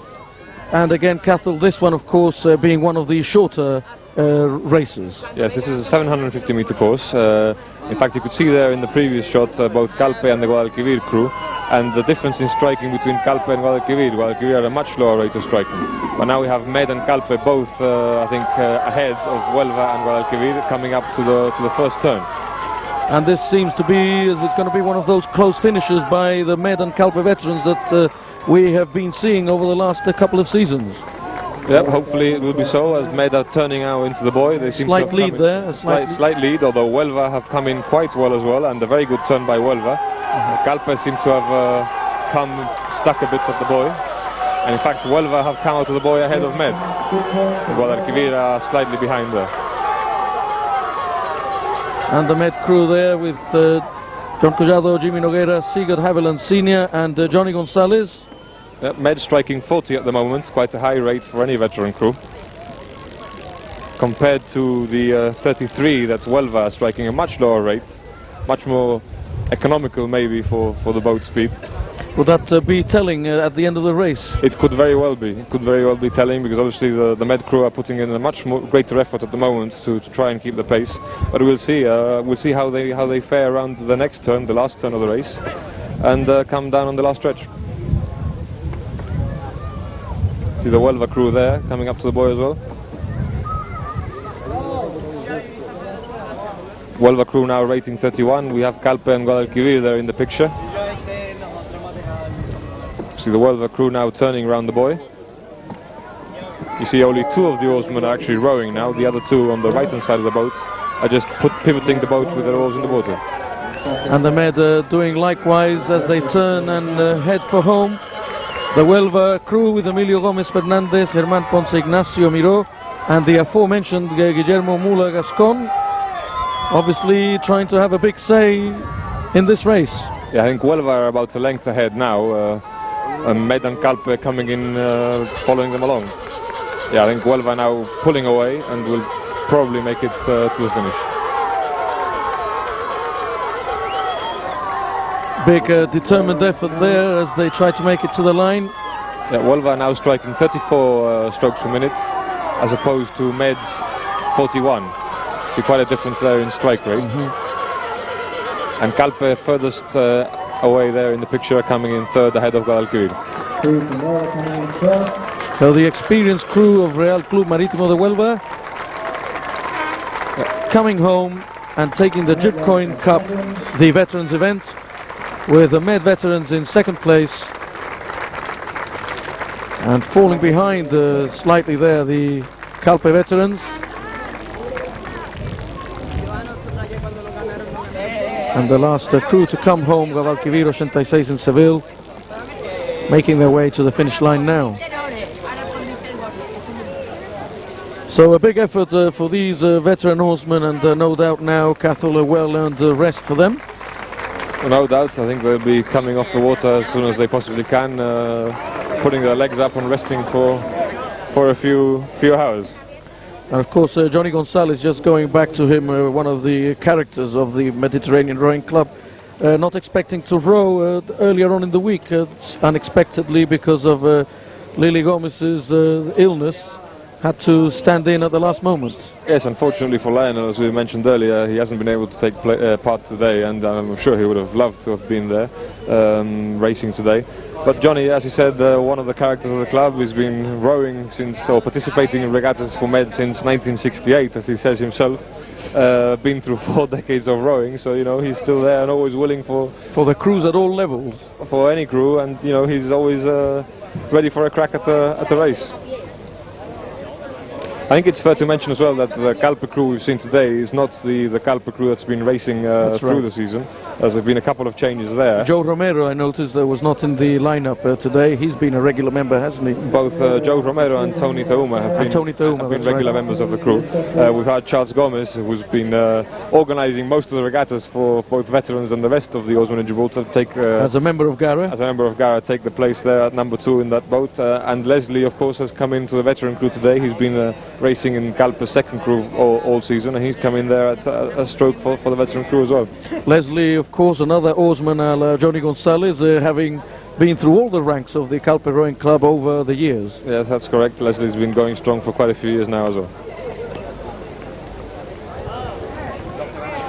Well, so we'll be leaving you for a moment for a short commercial break, but don't go away. There's still some interesting races left in the morning's regatta.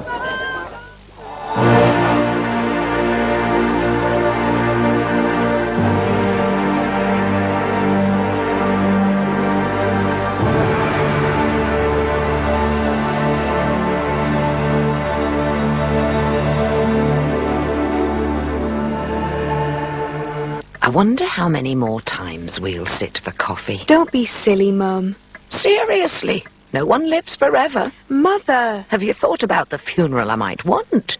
Funerals are expensive, and when my time does come, goodness knows what you'd have to pay. We'll cope. Well, I want peace of mind.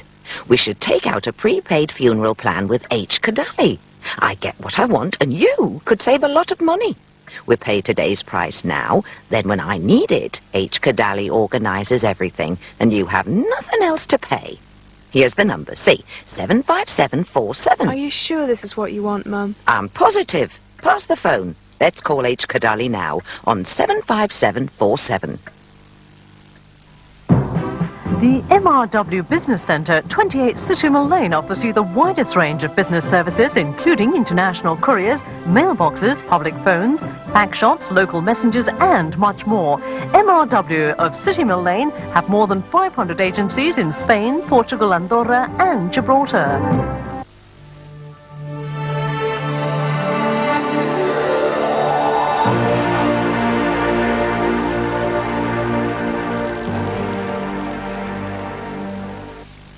And the winning times of the Jibcoin Cup for veterans, with the Huelva club coming in a time of 3:08:45, a good time for a crew of that sort, Cathal. And Med in second place in 3:13:05, Calpe in third place in 3:22:51, Guadalquivir 86 in 3:39:60. Your views on that race and on those times, Cathal? Well, the times are pretty good, as you mentioned yourself. It's difficult to gauge, though. I mean, it's not, as we've mentioned before, a standard course for us, the 250-meter course, especially for veterans. They never really take part in this sort of race locally. But we did expect a close race, judging from yesterday's times, and Huelva, Huelva and Med were the favourites for today's race, and I think the diagnosis was justified in the sense that both have come in first and second, especially the Huelva crew, who seemed quite strong in yesterday's heat, and they've fulfilled the prediction. Obviously some very good and well-experienced oarsmen there, I imagine, who have had good competitive years in their clubs, and as we mentioned with the aforementioned Guillermo Mula Gascon, some of them even at high representative levels. Yes, that's so. Obviously we have to bear in mind as well that being 35 and over age group, it can have a 35-year-old like Sigurd Haviland rowing in a crew, and a 47-year-old like John Gonzalez, for example, in the Med, and you know, it could also mean that some of the other crews might have older oarsmen in them as well. So, you know, nevertheless, I think it's good to participate in this sort of event and keep everyone going. Right, event number 6 in the morning's programme is the Stakis Casino Cup for the men's under 18. Quite an interesting one in store here with the Real Círculo de Labradores of Seville, Med, Club de Remo Águilas de Murcia, and Ursi of Murcia. Two Murcia clubs here. We haven't heard much from them so far in the morning. What do we know about them, Cathal? Well, it didn't have a very good time yesterday in the heats. Obviously, most of the other crews that had participating didn't make it through from the heats and the repechage, but as far as the heats were concerned, we had two of them make the repechage and qualify for the final. Both Labradores and Med won their heats yesterday morning in very, very similar times. So hopefully we'll see a very good race between Labradores and Med, and hopefully Murcia will have a better show today than they did yesterday. El Club de Remo de Águilas de Murcia, Alejandro Martínez, Francisco Carrasco, Javier Robles, and José Antonio Itarte, and Ursi of Murcia, the other Murcia club, Domingo Sánchez, José Díaz, Daniel López, and Ramón López. For the Med, of course, just like to highlight there that Justin Lavagna and Carl Alvarez, who rowed earlier on in the under-16, will also be in this crew with Dylan Garcia and Sigurd Haviland Jr. Yes, another member of the Haviland family representing the Med Rowing Club today on the water, and you know, proud day for the whole family, I'm sure. Sigurd has also been taking part in other sports, as you mentioned previously with his father, also been running for Ludians, I believe, this season, so you know, quite a sporting family. And the Real Círculo de Labradores of Seville with Juan Antonio Buzón, Juan José Sisma Solís, Fernando Cardoso, and Pedro Pérez. So the lane order for them we'll be giving to you in a moment. But before we do that, we will be going up to Dennis, who is on the terrace, and it's over to Dennis. Well, I've just been listening to Joe with these cans, as we call them in the trade. A good race for veterans, and with me is one of the veterans himself, Jimmy Noguera, who has been rowing now for the best part of, what is it, 28 years, you were telling me? How did this one go? This one has been a hard race. We didn't expect such stiff competition from the Welver crew, and at the end of the race they managed to get through before us. They did happen to have one or two really good turns, particularly the first one just below us here. Yes, the first turn we got there before them, but they made a very good turn, and they came out before us. And the second turn we managed to get some advantage from them, but they were a stronger crew on the last stretch. Now, veterans rowing is obviously nothing new in the rowing world, but it seems to be going from strength to strength locally. What do you put this down to? Well, it all started off, veterans started off really as just for the older hands to be able to row. And last year and this year in particular, training has been quite hard. We've had to really train because Calpe crew were very competitive, and we've come back to training almost 3 or 4 times a week. So it's almost as if you never quite finished your regular career. No, not quite. The rivalry between the clubs goes without saying, and of course it's always a question of for a number of years one club is ahead and then the other one takes over. How much do you think that veterans rowing can develop, particularly with some of the regular oarsmen, for example your own skipper Stuart Vensalon, now perhaps with respect coming to the end of his regular career? How competitive do you think that is going to be? Well, I think veteran rowing can be very competitive, especially for people that are now entering the early 30s. If they carry on rowing, carry on training, they will have no problem rowing veteran regattas. Is there any scope, apart from what we have already seen, for example, the skipper of the other club, Leslie Gregg, has done quite well abroad in veterans rowing. Do you think that perhaps the Med veteran oarsman could perhaps pick up the torch, as it were, and also go and be as competitive or even better in the not-too-distant future? Well, yes, I think the possibilities are there. It all depends on the sacrifice that you put in, the training that you put in, and this is what it really boils down to. Depends on the amount of hours you're prepared to invest in your training. And of course, in all sports, if you want to achieve, you have to be hungry. Does that hunger go as you grow older, or do you just try and channel it into different directions? Well, I think in the life of an oarsman there's a time when that hunger leaves you, but eventually it comes back, because obviously you want to win, and if you want to win you've got to prepare yourself, and if you're prepared you've got that hunger to be able to compete. But nonetheless, you reckon that veterans rowing, as it were, is very much something for the future, despite the fact that none of us are getting any older? Well, the veterans regattas is fairly new, I would say, which has been started, and I think, yes, that we can see veteran regattas and include international veteran regattas as well in the future. Would you see perhaps more people taking part if the incentive were there, for example, competing in Spain under the guise of veterans, or perhaps going into the UK once a year? Well, obviously, if we've got outside competition, like in UK and Spain, it gives us more... it makes it more interesting for the oarsmen. So obviously, I think more people will join up.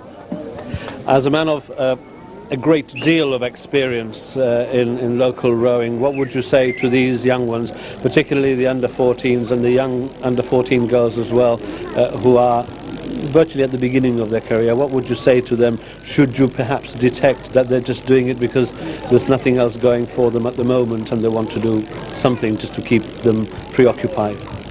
Well, I would say it's a nice sport. You've got to train hard for it, but at the end it's worth it. I mean, when you win, you don't remember the sacrifice that you've done, and it's worth it. And belonging to such a great tradition, 100 years now for Med Rowing Club, do you think that that would come into it at all for the new generations of oarsmen to continue as they have done for the past 100 years? Yes, I think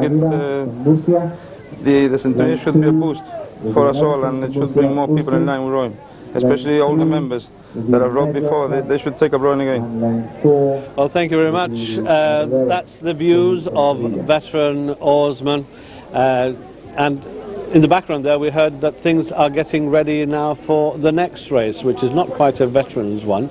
It's also going to be very, very competitive. There are, from where I am, I can see 4 crews on the water already, some of them preparing better than others. I can tell you exactly what this next race is, and it's the men's under 18 with Labradores, Águilas Murcia, Ursi Murcia, and of course Med Rowing Club taking part in this. So for now, if not a commercial break, I'll hand you back to Joe, and we can continue enjoying a lovely morning down here at the Med Rowing Club. Thanks, Dennis. And the men's under 18 with the crews almost under starters' orders for the Stakis Casino Cup. At one point we haven't touched upon yet, Cathal, that all the lanes are drawn before the start of the race. Any particular influence in the race as far as those boats that are nearest to shore, or it doesn't really affect them? No, not today. All 4 buoys are quite near to the shoreline today, and I don't think wind conditions are affecting the course in any way to influence the racing. So, the draw was done as it was done this morning at 9:30 for the lanes. Obviously, it's done that way so that there's no complaint about the placing of any buoy. Obviously we try and place them in as much a straight line as possible, but as we mentioned earlier, it's almost impossible to have a complete straight line of buoys on the sea, so Well, let me just run through the lanes again. Nearest to camera will be Águilas of Murcia, and in lane 2 next to them Ursi, also from Murcia. In lane 3 the Med Rowing Club, and in lane 4 the Círculo de Labradores of Seville. And of course the Med crew, as we mentioned earlier, with Justin Lavagna, Carl Alvarez, Dylan Garcia and Sigurd Haviland Jr. Hopeful of a good performance here for the club, I would imagine, Cathal. Yeah, hopeful of a good performance. As we mentioned earlier, Joe, both the Med crew and the Labradores crew on the furthest away in the picture won their respective heats yesterday morning, and there was only 1 second difference between the timings of both crews. So hopefully we'll see a very, very close race by both boats, and hopefully as well the Águila Murcia and the Ursi Murcia will be close behind or even ahead, giving them a good race.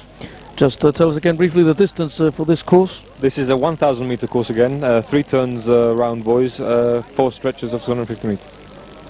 And again we have 2 fiberglass boats in this race. In the nearest to you in the picture, the one of the Murcia crews, Águilas Murcia, and furthest away Labradores in lane 4, also in a fiberglass boat.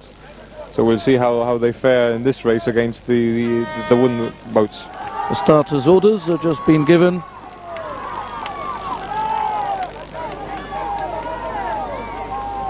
Things seems level pegging at the start as all 4 crews come away at quite high rates. And we could be in store here for one of the exciting races of the morning, perhaps, hopefully, as we see them very close and neck. Yes, hopefully so, Joe. Águilas Murcia rating 40 at the moment. See if we can get both Med and Labradores for you there.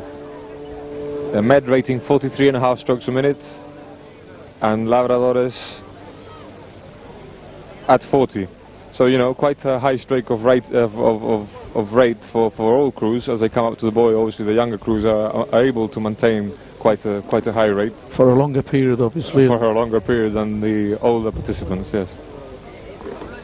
All 4 crews now turning around the buoys almost at the same time, and Águilas Murcia in lane 1 seem to have turned quite well as Labradores, who seem to be slightly ahead of Med in lane 3 at the moment. Yes, it seems that those 3 have slightly eased away there, and still looking pretty close. What does the Cox do at this stage of the race after the first turn? Obviously, as much encouragement as possible, keeping the crew informed of their position in the race. He has to try and make sure that they concentrate on their own rowing, and rather than look around at the other crews and see whether they're ahead or not, which obviously distracts the rhythm of the crew very much and should be discouraged completely. So they'll be giving them as much encouragement. You see them leaning forward towards their oarsmen and shouting at them and trying to encourage them to perform as much as possible and to get the most out of them. And this is a very close race. Now we have both Águilas Murcia, Med and Labradores within a boat length of each other, and they're coming up to the second turn of the race. And a lot of excitement being generated there at the front of the clubhouse with the Med supporters trying to cheer their club on, but we can see here in lane 1 Águilas Murcia slightly ahead on this turn. An excellent turn by the Águilas Murcia crew, and they've managed to establish quite a lead in that turn, ahead of both Med and Labradores in lanes 3 and 4. The other Murcia crew, Ursi, have lagged behind slightly there. But, you know, a very exciting race up to now. It certainly is, and these young lads from Águilas are certainly showing us what rowing is all about. Alejandro Martínez, Francisco Carrasco, Javier Robles and José Antonio Itarte really making the other crews in the race suffer now as they try to cut down the distance, which becomes increasingly difficult to do. Obviously, the less distance you've got to cover in the race, the harder it will be to shorten the gap and to overtake. But you know, this is what rowing is all about, and racing in particular, the competition between these crews. We've got Med here competing against two very good crews, obviously, who are giving them a very hard race. And this is the way that the sport will develop and the youngsters will improve. And we can see them coming up to the third turn of the race now, with all three crews coming up quite together, but Águilas Murcia turning first, Med now starting to turn, along with Labradores. You can see Águilas now exiting the last turn of the race and coming down the final stretch to the finish.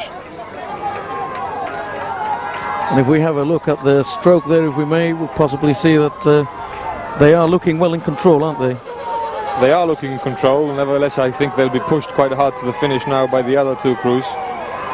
They're rating 35 there, Águilas, and Med at quite a high rate of striking now, trying to shorten the gap. Med are rating 40.5 strokes per minute. It looks like a tight finish. It could be a tight finish. Círculo de Labradores of Seville also in there at the top of our screens. The Labradores also rating 40.5 strokes per minute, but both Med and Águilas coming into the finish. I think Águilas seems slightly ahead at the moment.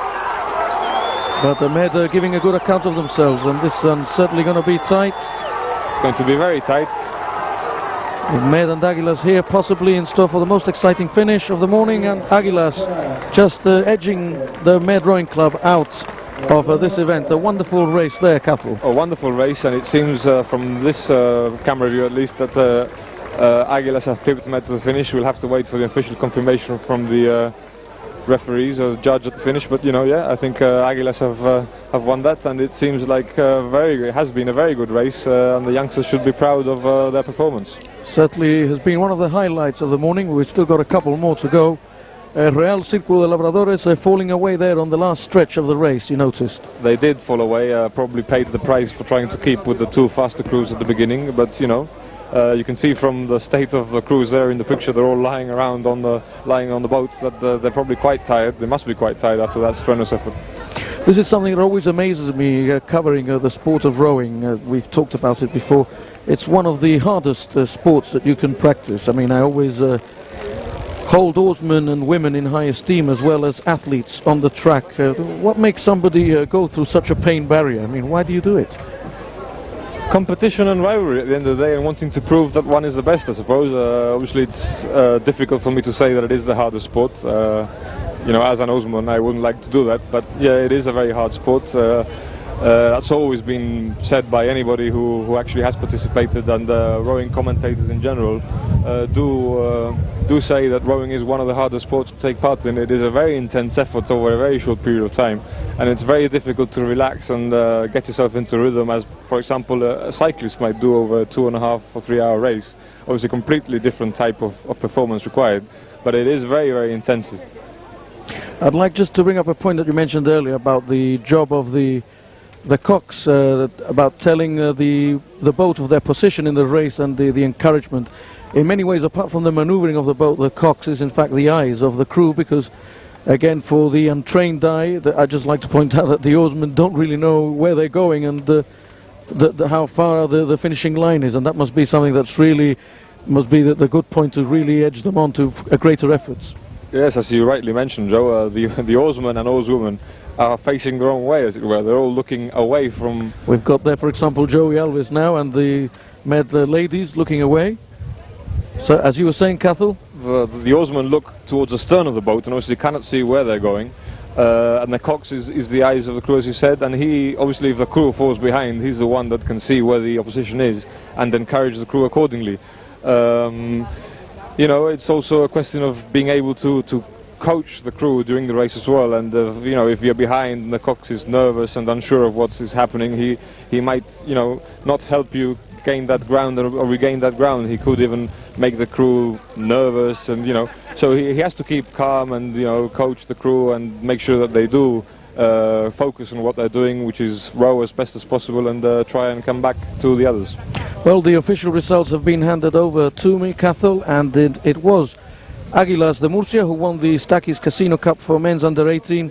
Their time 4:26.40, closely followed in by the Med in 4:27.14. Very close race. More on that in a moment, but we're going away for a short commercial break. Don't go away.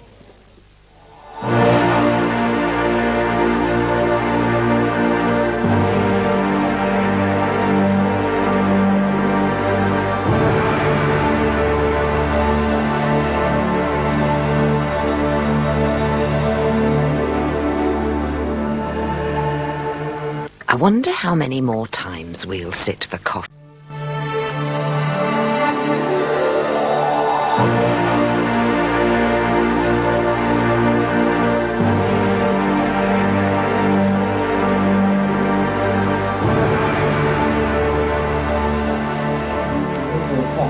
Well, welcome back to the Mediterranean Rowing Club Terrace. With me, a man who has been having to work very, very hard to make sure that this is all happening.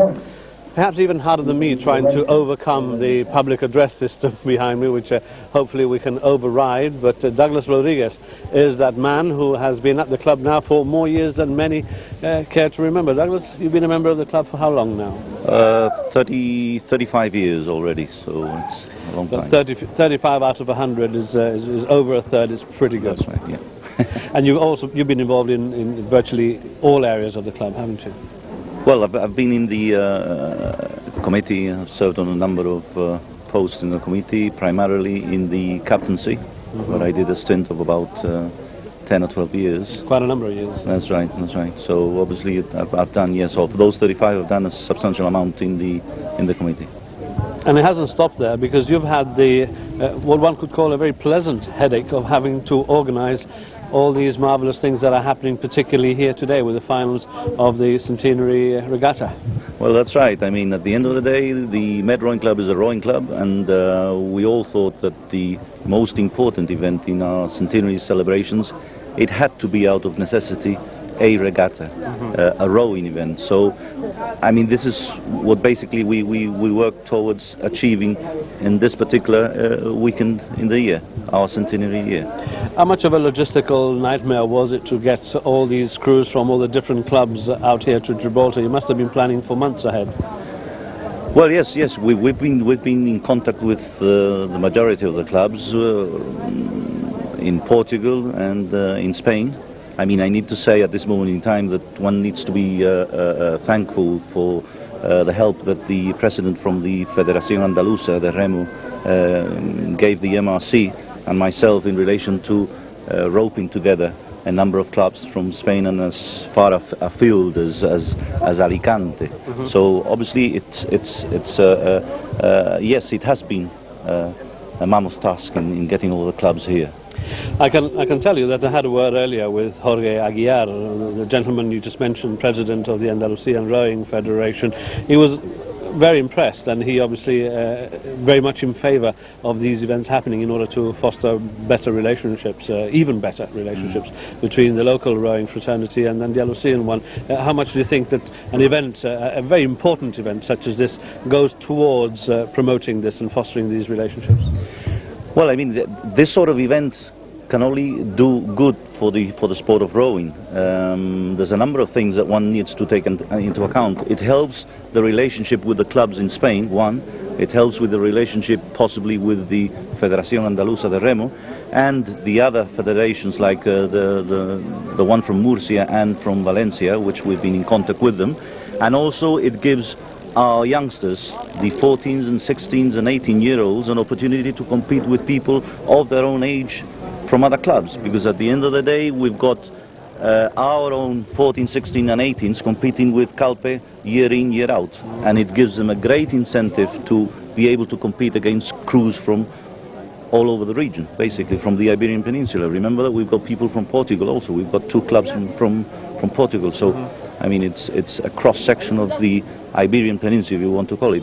And in addition to all that, it is also the contacts that we can establish in relation to further participation of the Gibraltar clubs rowing in competitions in Spain. Your development program, no doubt, progressing quite steadily. I had a word earlier also with Mr. Lionel Kodali, the president of Gara. Very pleased that you now have a coach who comes over not only to coach oarsmen but also to prepare people to be able to coach better. Is that all part of the general development plan that Med Rowing Club sees itself getting involved in for the next perhaps 10, 15, 20 years as a long-term objective? Well, I believe that when we talk about Gara and the Gara squad and the development by Gara, basically we're talking about the national squad. We've got our own, at MRC, we've all got our own plans in relation to developing the sport of rowing, and obviously it's something that we do internally for ourselves in relation to our commitments in the competitions that we have. The racing itself has gone quite smoothly, and Med Rowing Club, as we have all been able to witness, has done particularly well.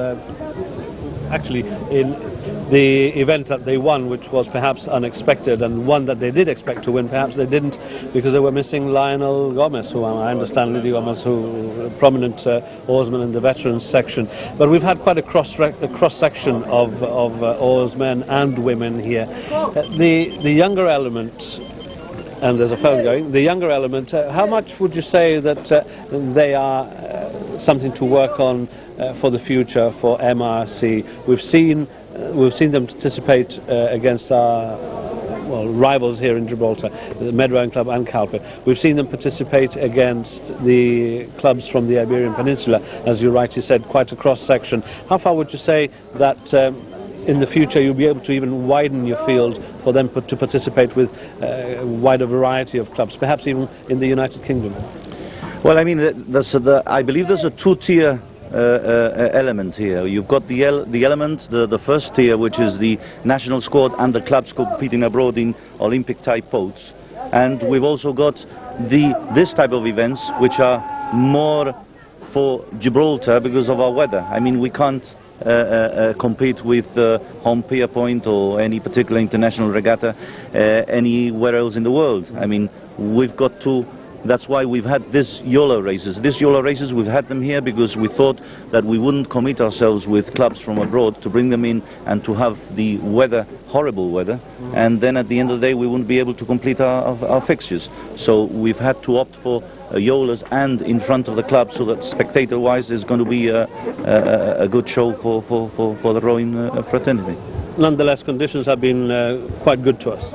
Oh yes, definitely. I mean, it was a blessing that on Friday we had the Levanta coming in, even if it's cloudy, a little bit windy, but at least the sea is calm and we can compete efficiently on the water. Well, I understand that we have the ladies' race now. It's the women's under 18 with a couple of crews already out in the water. As far as we're concerned, 2 races to go. As far as Douglas Rodriguez is concerned, he's going to carry on very busy. Douglas, thanks very much, and I hope we can all enjoy the rest of the day. Thank you very much. Right, and Douglas unfortunately has to go off to see to the rest of the crews. There are 2 races left. The women's under 18 is the next one, and this will be followed by the seniors, which will see mass participation. Both local clubs, Med and Calpe, will be taking part in that event, plus the other ones from Manhattan. If you just give me a small opportunity, I'll just take you through them, because Joe will be going on to these in a minute. Calpe, Med, Petone and Labradores. They're the 4 crews who will be taking part in this round boys event to finish it off.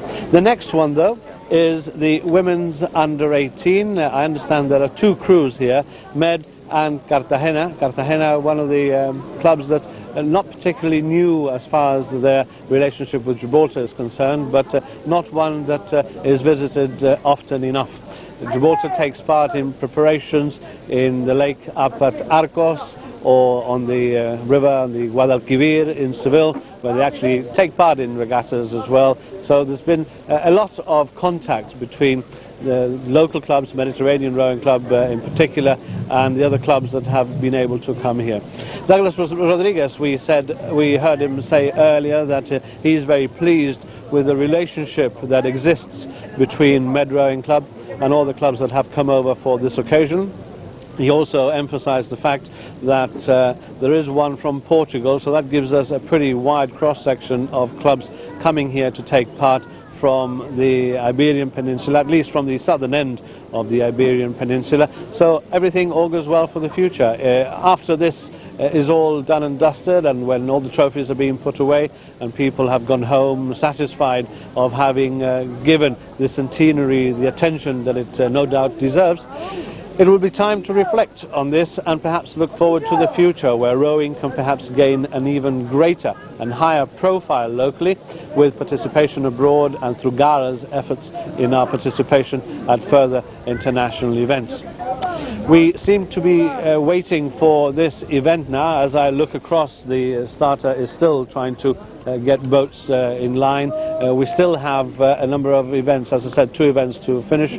We have the ladies coming up next. We could be going into a commercial break, or Joe Martinez, but for now I'll hand you back to Joe and his commentator for the day, as things are beginning to pick up here a little bit. Just a little bit of weather, of wind picking up, but the situation still here is very calm, very favourable, and great racing still ahead, even if it is now late into the morning. I'll be with you in a little while, and hopefully I'll be able to talk to other members of the Med Rowing Club to tell us their own little stories about how they feel about their centenary in 1999.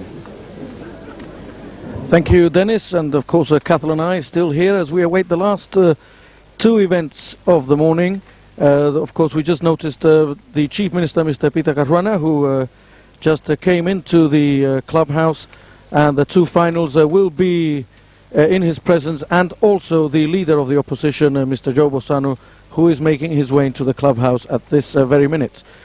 Going on to event number 7 of the morning, Cathal, the SIAP Cup for women's under 18. We have here a Med crew, and although Dennis mentioned a crew from Cartagena of Murcia, I believe it is a combined crew of the Cartagena girls and some Med girls as well taking part in that one. Yes, that's correct. We have a composite crew there between Med and Cartagena, 2 and 2. 2 girls from Med and 2 from Cartagena taking part against the other Med crew, which is again made up of 2 rowers from the under 16 crew and 2 from the senior crew. So, you know, we've hopefully got a good competitive race here between the 2 crews. That's right, and the Med first crew, I think that we can call in this instance, Laura Balestrino, Natalie Wall, Stephanie Rodriguez and Chantal Ignacio. And the 2 Med girls are Elke Hurtado and Nicole Benitez, and they'll be joining the girls from Cartagena, Murcia, to make up the other crew in this race. Could you point them out to us now? Yeah, in the foreground of the picture we have the Cartagena Med composite crew in white, with the white t-shirts and the red and white oars. And the Med crew, which is now out of picture, will be rowing in the traditional green strip for Med. The distance for this course, again, one of the longer ones? Not quite. It's 3 by 250 meters, a total of 750 with 2 turns round buoys, which means it will be starting at the northern end of the course again, and starter Jason Duarte will be giving them the off soon. As we await the starter, just a brief comment on the previous race in the men's under 18 and their timings, Cathal.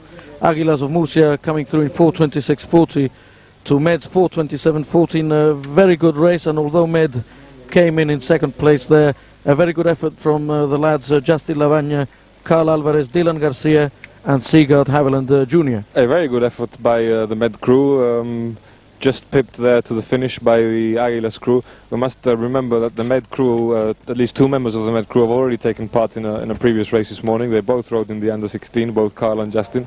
So, you know, they've also got that under their belt, and it's the second race of the day for them. Nevertheless, I think it's been a very good race, and I believe the first race of the morning, if I'm not mistaken, that has been won by a fiberglass boat. Right, that's right. Good point there. We await now the start of the SIAP Cup for women's under-18. And I think they've just started and now heading down the course, heading south down the harbour towards the first turn in front of the clubhouses.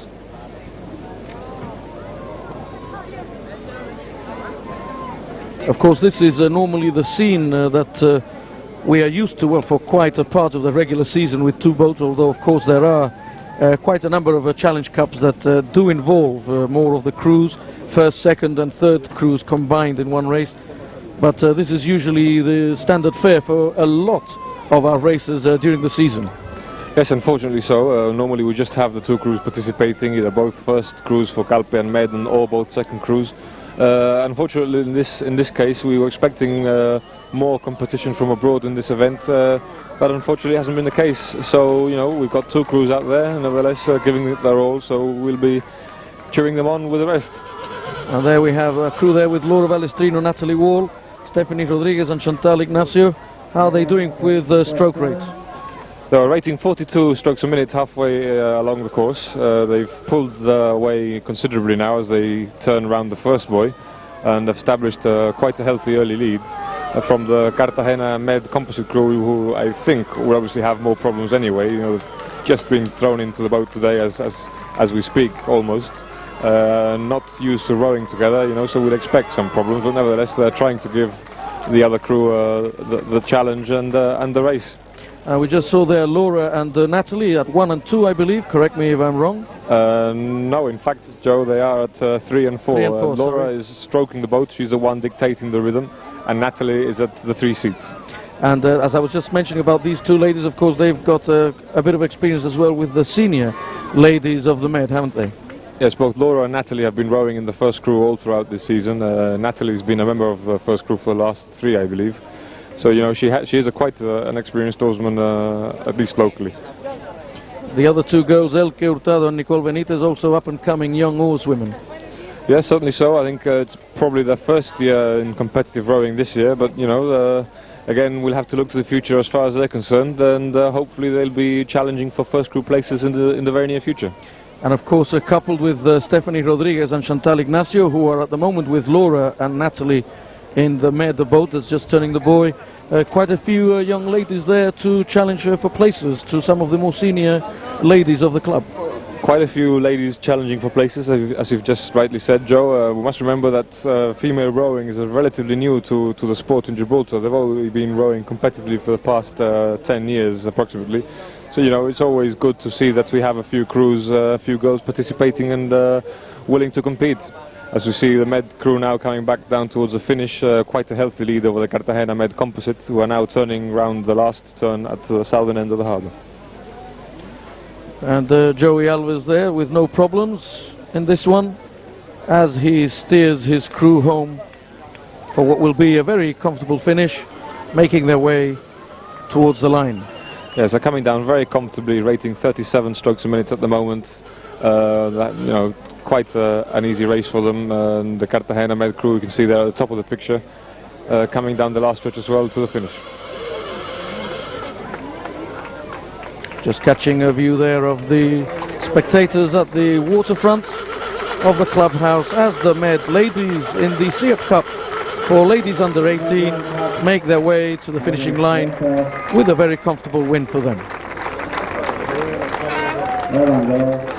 Just over the line there now, and we'll wait for the Cartagena Med composites, who are coming down to the finish now. There we see them.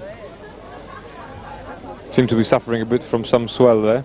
Obviously it unsettles the boat and doesn't help the oarsmen in any way. That's something we normally have to cope with here in Gibraltar, the rough sea conditions, tossing the boat about, and you know, it doesn't, as we've said before, the coordination of the oarsmen and the blades in the water is essential to make the boat go at its optimum racing speed and as economically as possible.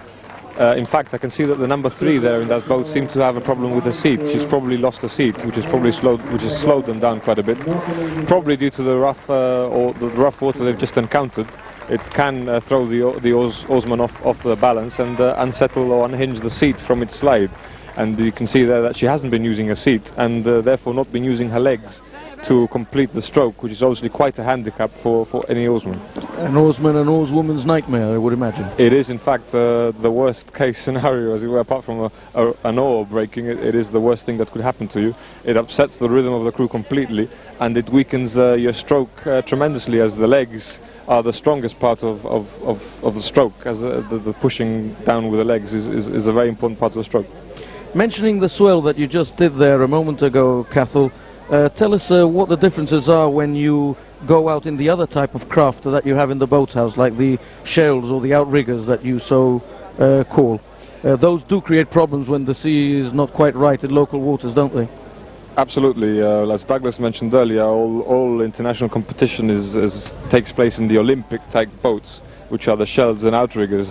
An outrigger basically means that the pin or the gates where the oar is locked onto the boat is outside of the actual boat. In the Yola, it's at the very edge. Obviously, the Yola being a wide boat, staggered seating, the oarsmen sit not directly behind each other, but to one side.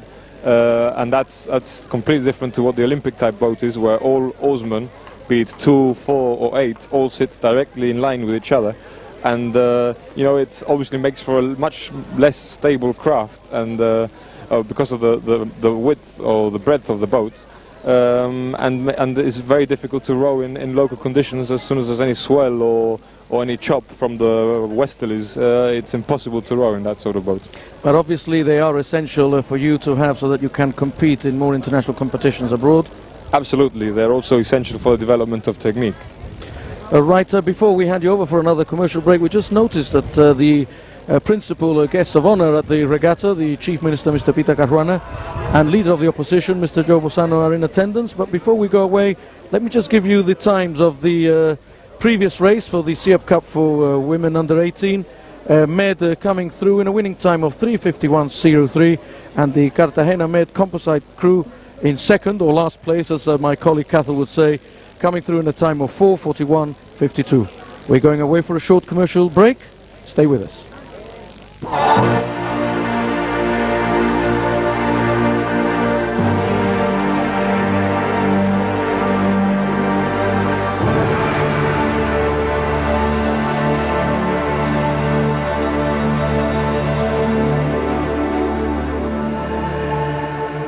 I wonder how many more times we'll sit for coffee. Don't be silly, Mum. Seriously, no one lives forever. Mother! Have you thought about the funeral I might want? Funerals are expensive, and when my time does come, goodness knows what you'd have to pay. We'll cope. Well, I want peace of mind. We should take out a prepaid funeral plan with H. Kadali. I get what I want, and you could save a lot of money. We pay today's price now, then when I need it, H. Kadali organizes everything, and you have nothing else to pay. Here's the number, see, 75747. Are you sure this is what you want, Mum? I'm positive. Pass the phone. Let's call H. Kadali now on 75747. The MRW Business Centre, 28 City Mill Lane, offers you the widest range of business services, including international couriers, mailboxes, public phones, pack shops, local messengers, and much more. MRW of City Mill Lane have more than 500 agencies in Spain, Portugal, Andorra, and Gibraltar.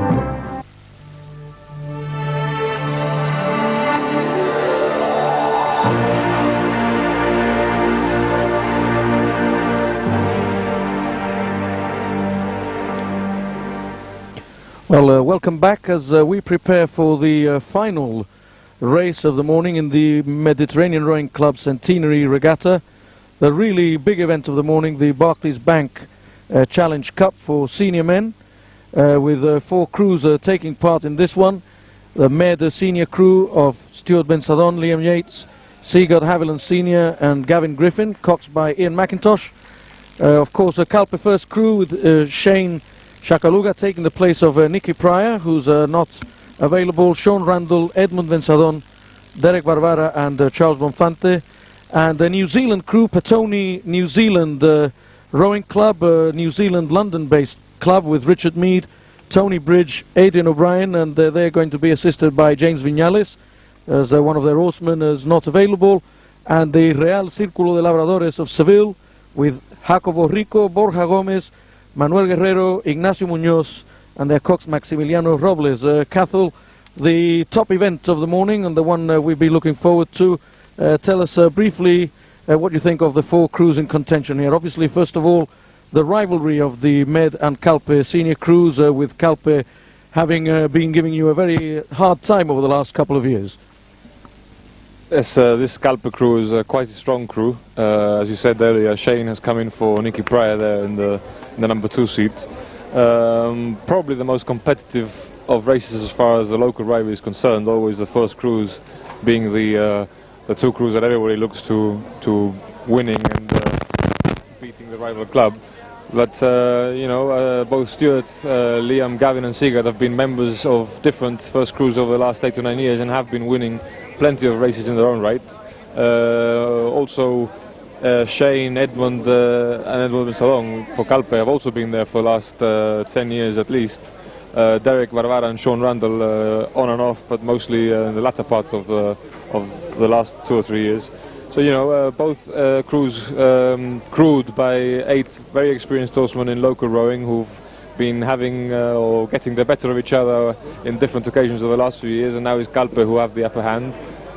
They were in the same heat as Med yesterday and they managed to beat Med quite comfortably, in fact, but we'll see today whether Med can come back at them. I'm sure they'll be trying their best. And of course, just a word on the other 2 crews. Firstly, the Petone New Zealand club, a London-based New Zealand club, unexpectedly making it to the final, perhaps? Well, it's very difficult to gauge sometimes with some of the foreign crews whether they are going to be better at the same standard or worse than our own crews. They were unable to bring out their 4th member, which is why James Viñales is in that crew. But yes, I mean, it was surprising to see them win their heat comfortably yesterday and make it to the final. We'll have to see how they fare today against the probably stronger opposition of at least Med and Calpe. And I think Labradores should never be discounted. Very experienced. They probably did not give away much of their potential yesterday, and we'll see today how they perform. In fact, I noticed in the Labradores crew that one of the members, the bow, in fact is wearing an Italy national rowing suit, which probably means he's been competing for Spain at some point, and exchanged that with one of his Italian counterparts. So a bit of a giveaway there, and as we see the New Zealanders with James Viñales in their midst, of course, displaying his Med colours.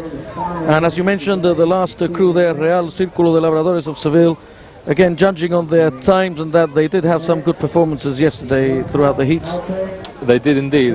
Seville is one of the rowing centres in Spain. Both Labradores and Club Náutico, very strong. Labradores have come to participate, and I'm sure they'll give a good account of themselves today. Well, we're looking forward to the final race of the morning, but first of all I'm handing over to Dennis, back on the terrace.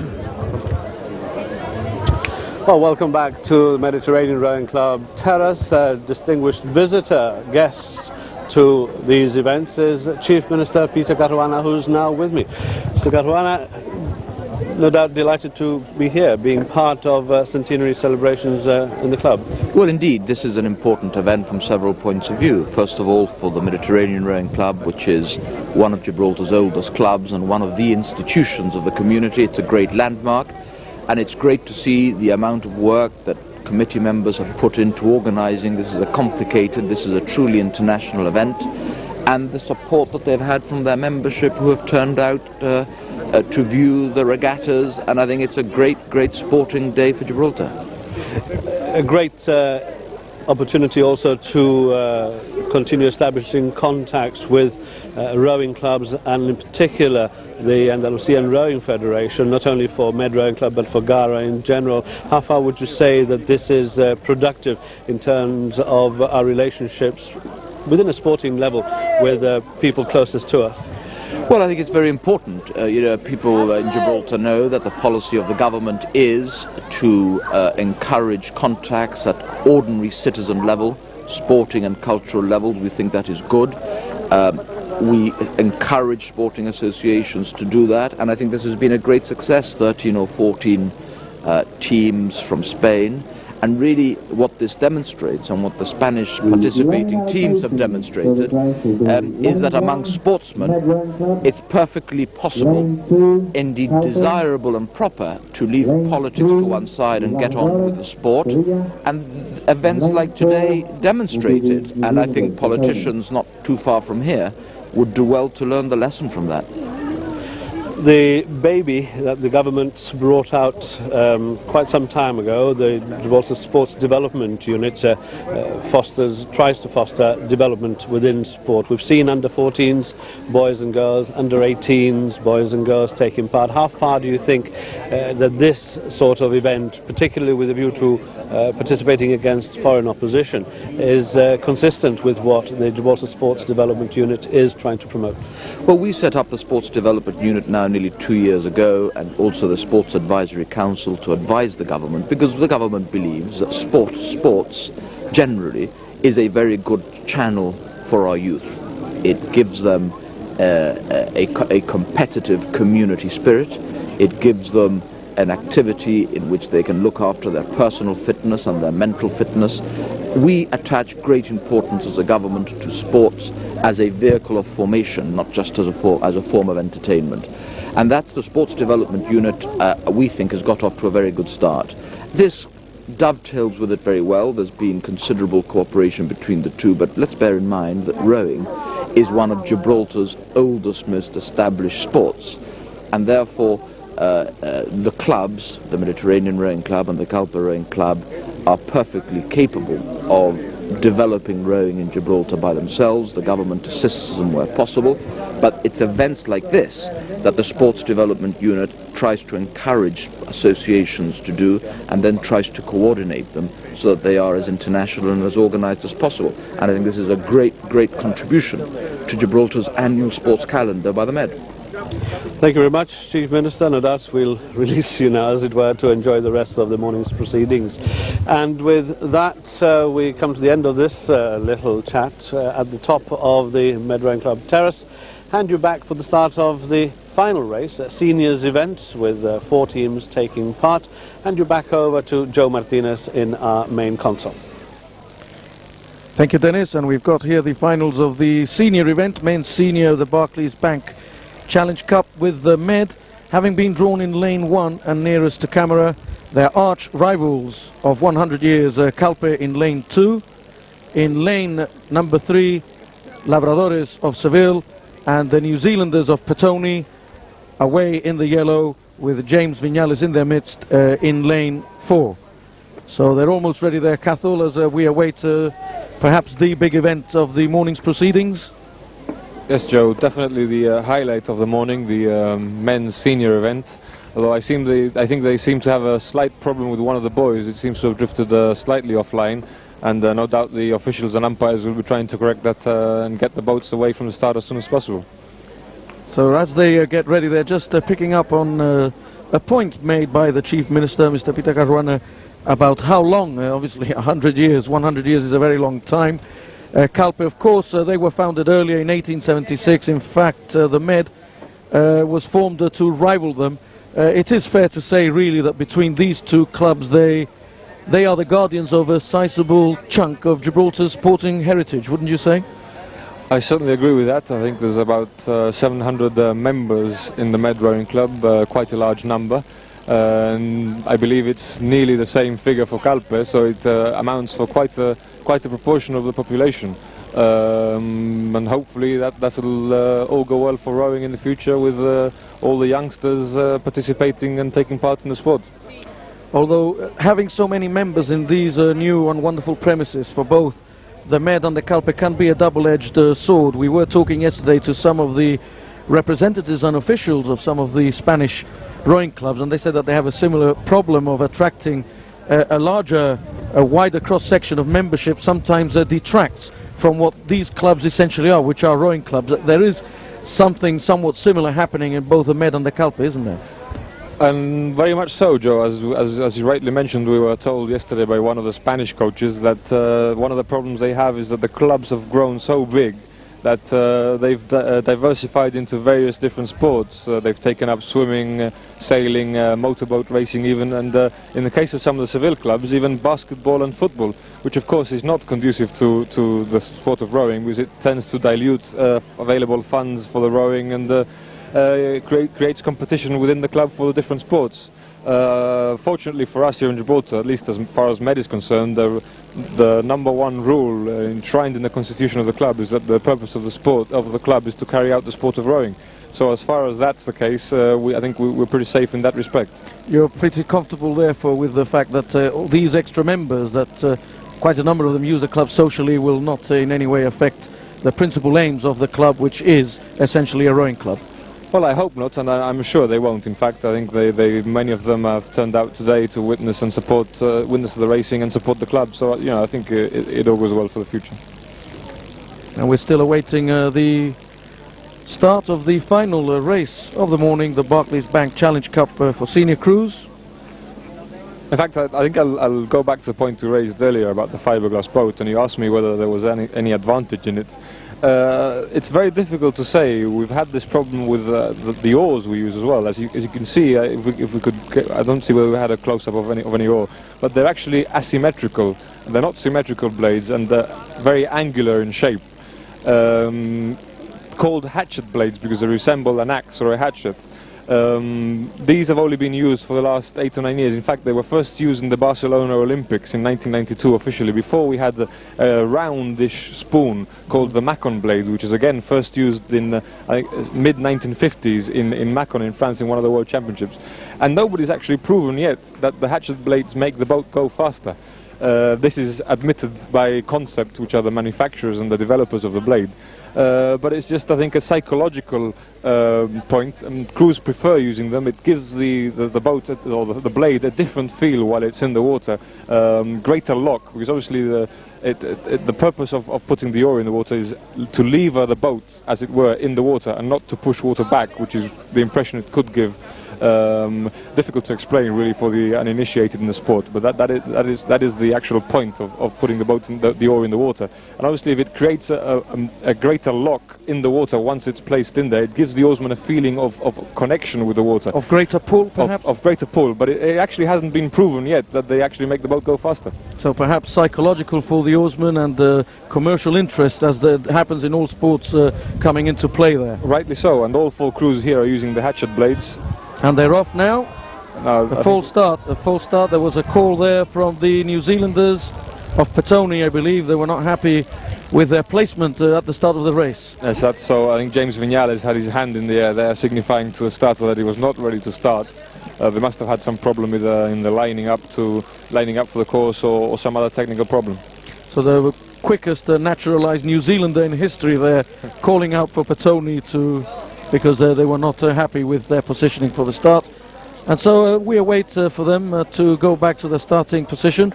And the Med rowing crew there getting set up with Stuart Bensadon there, their captain, as they prepare to start off the race in the Barclays Challenge Cup. Yes, Stuart is the man on the right-hand side of the picture. Liam Yates next along, Sigurd Haviland now at the extreme left, and Gavin Griffin just out of picture coming in there now. He's the bow of the boat.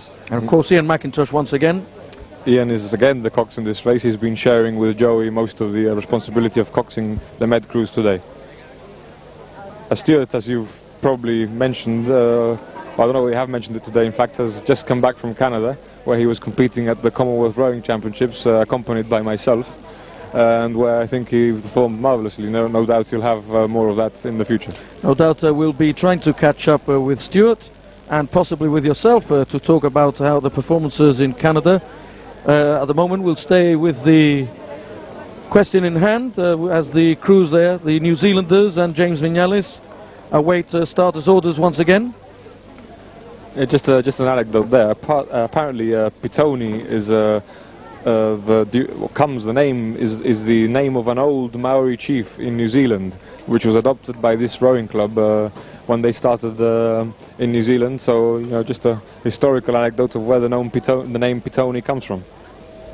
Of course, these lads, it has to be said, were very keen to come over and be part of the Med Centenary celebrations. I was talking yesterday to their captain or leader, I would imagine, of the club here in Gibraltar, Richard Mead, who is also a crew member, and he was clearly delighted to be here. Yes, I think they're very pleased to have been able to come and take part in this competition. Obviously, the same goes for most of the Spanish crews. They're all very happy to be here and very pleased with our hospitality. You know, so yeah, I mean, a big event, different for them as well. I think it's the first time they've ever turned round the buoy in a race. So you know, it's a new experience for them, and no doubt they're enjoying the experience. And this is being the final event as we approach the end of the proceedings. Certainly, from your point of view, I imagine, as a member of the Mediterranean Rowing Club, very satisfying for all of you to have so many visitors from abroad, mainly from Spain, of course, but we have had Portuguese, 2 Portuguese rowing clubs as well, and the New Zealanders. A bit disappointed perhaps that the Casablanca crew could not make it at the 11th hour, but still a very good turnout for you and the club. Yes, definitely so. I mean, as we've mentioned various times in the morning, competition is paramount for developing the sport, and competing against the same club all the time, although very important in terms of rivalry, does tend to get monotonous. And you know, having a race like we have today, where there are 4 different crews lining up for the start, and they just seem to be there. They go. They're off now. They seem to have got it right this time. Of course, no disqualification the first time round. It was just a call from James Viñales in the New Zealand boat. But here we go with the final course being 1,000 meters, I believe. That's correct, 1,000 meters. It's 3 turns around the buoy, 4 stretches. And the Med working hard there in the early stages. Med are striking 48 strokes a minute, which is an extremely high rate at the moment. As they sprint towards the first buoy, I think both Calpe and Med are now pulling away slightly, with Labradores and Pitoni trailing in the lanes 3 and 4. We're just seeing the crews then in their first approach to the buoy at the northern end of the course. Still neck and neck there. We might be able to tell in a moment who's got a slight lead, but it certainly seems as if it's a very close affair at the moment, Cathal. It certainly does. Med are now turning into the buoy, and of course the turns at the buoys will be absolutely crucial. If crews tend to, we see Calpe have just finished turning and Med are still turning. So you know, Calpe are now building up a lead. They're pulling away slightly ahead of Med. Calpe were striking 42 strokes a minute just as they came into that buoy there, but nevertheless all 4 crews are now round the buoys and coming up to the second turn at the southern part of the harbour, just by the Med Rowing Club. And at the top of the screens there, Pitoni of New Zealand, perhaps a bit of a dark horse, and giving a good account of themselves with the Seville club as well there, very close to them, Real Círculo de Labradores of Seville. They certainly are. They're fighting it out there for the 3rd place, so it seems the 3rd place at the moment. Calpe now, I think, about a length ahead, striking 38 strokes a minute. Med in 2nd place as they come up to the buoy. And Med are still striking 40, in fact, which is quite a high rate of striking. And now we see the cocks there, Charles Infante for the Calpe crew, preparing them for the turn in front of the clubhouses. And Calpe here looking very strong at the moment, with Shane Shakaluga, Sean Randall, Edmund Vensadon and Derek Barbara, continuing what could possibly be still the winning ways that they have been enjoying over the last couple of seasons. And a good close-up here of their turn of the buoy, with Med and the Labradores also closely behind them. But Calpe now having a somewhat commanding lead at this stage in the race. Well, I think that both Med and Labradores have shortened that lead substantially. They've both turned very well around the buoy. But obviously the effort of turning the boat around the buoy could be a price to pay in the straight stretch to the next one. But you know, nevertheless, I think both Med and Labradores should be pleased with the way they've turned around that buoy and shortened the lead.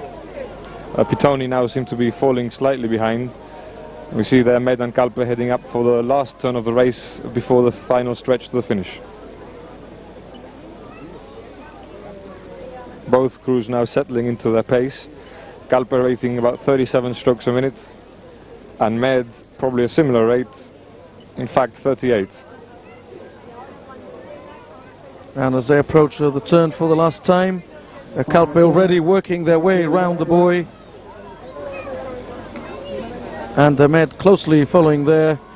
Here we have Calpe turning for the home straight, as it were, for the final stretch, and certainly done quite well there. Labradores of Seville turning now, and Pitoni, the New Zealanders, do so just now, but quite a few lengths distance between them and the leaders of the race, Cathal, although we can see it more clearly now. Calpe looking good at this stage. Calpe looking good, striding away, seem to be about a length or two ahead of Labradores, who I think are now fighting it out neck and neck with the Med crew, who are just out of the picture at the moment in lane 1. It's obviously a result that will delight all the Calpe Rowing Club fraternity, and in particular the captain Leslie Grech will give him an enormous source of pride, I would imagine, with this event, especially winning it. Sorry to have to say that your Centenary Regatta will give them that little bit of extra joy. Yes, obviously so. It will be a boost for Calpe to have won at the Centenary Regatta, the Med Centenary Regatta. Very pleased with the result. There you can see them. Labradores have come in second and Med third. In third place, that's right, and Petone of New Zealand coming on to our picture now will finish in fourth place. Interesting race. Calpe determined there to be the party spoilers, as it were, and they were not going to let you off with a win at the final race of the morning. Yes, that's so. Calpe have won the race, closely followed by Labradores and Med. I think Labradores have shown that they've managed to pace themselves quite well through that race. They were quite a way behind at earlier stages, but they've come through quite well. They've evenly paced the race for themselves. So, you know, quite a good performance by a crew that's shown that they've obviously competed in this type of race before. Yes, I was just going to mention there, I noticed a couple of very good turns by them. Quite impressive and fast, and getting on course almost straight away when they went up the straights, didn't they? Yes, that's so. Of course, they've used the fiberglass boat as well, so that could add to the discussion of whether those boats are better around the turns or not, and whether they might actually be slower on the straights. Just another interesting point there that people will no doubt be discussing in the very near future. So no doubt it'll raise some controversy, but no possibility of Med and Calpe, or perhaps you can't speak for Calpe, of the Med having these type of fiberglass yolas? Well, actually, Med have just purchased one of these new fiberglass yolas. They hasn't been used this weekend. They still haven't tried and tested it and compared it with the wooden one, but it would be possible that we might see some fiberglass boats in competition in the near future. We await the results, official results of the final race, but I can tell you that the Barclays Bank Challenge Cup for senior crews has the final race of the morning has been won by the Calpe Rowing Club. Their crew of Shane Shakaluga, Sean Randall, Edmund Bensadon and Derek Barbara, coxed by Charles Bonfante. Nicky Pryor not missed there, Cathal. No, not today. Calpe have managed to pull out quite a strong performance today without Nicky. I mean, Shane's been rowing in the UK over the last couple of years. He's completing his studies at Nottingham in the UK. Nottingham is one of the water rowing centres in Great Britain, so you know he's very fortunate to be able to be coached and compete and train with the better oarsmen in the UK. So in that sense, I don't think I think he's substituted Nicky quite well in the race today. This is the case often with a lot of sports, a lot of our young sportsmen and women going off to study in the UK. Your club in particular also suffered recently with James Vinales having to go off for his studies. Well, I mean, as we mentioned earlier, it's a problem for the club when they lose the oarsman who's been rowing in the first crew maybe and takes off to UK to complete studies. But then again, we have the advantage of when that oarsman returns, he's been rowing competitively in the UK, much more competition, a lot of new oarsmen, professional coaching even sometimes. So it ends up being a productive in the sense that we get more experienced and better oarsmen coming back. As we await the presentations for the Centenary Regatta, let me just give you the official times of the Barclays Bank Challenge Cup for senior crews, the final race of the day. The winners were the Calpe Rowing Club in a time of 4:17.03. In second place, Labradores of Seville in 4:21.60. The Med Rowing Club, the hosts, in third place in 4:24.42. And Petone of New Zealand in fourth place in 4:42.21. Reference to those times, Calpe really timed it well and showing their strength in depth there. Yes, they did. In fact, it's a very similar time to yesterday's time. Calpe clocked 4:18 yesterday morning in the heat.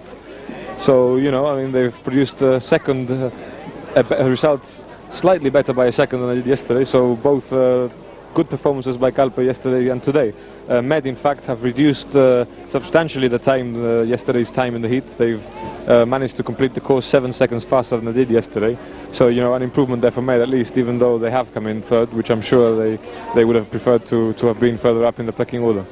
Labradores of Seville in 4:21.60, of course, showing there some good quality of oarsmen in that crew. Yes, as we mentioned earlier, I said that Labradores had won the heat probably quite comfortably compared to Med and Kalpe. In fact, Labradores came through in the...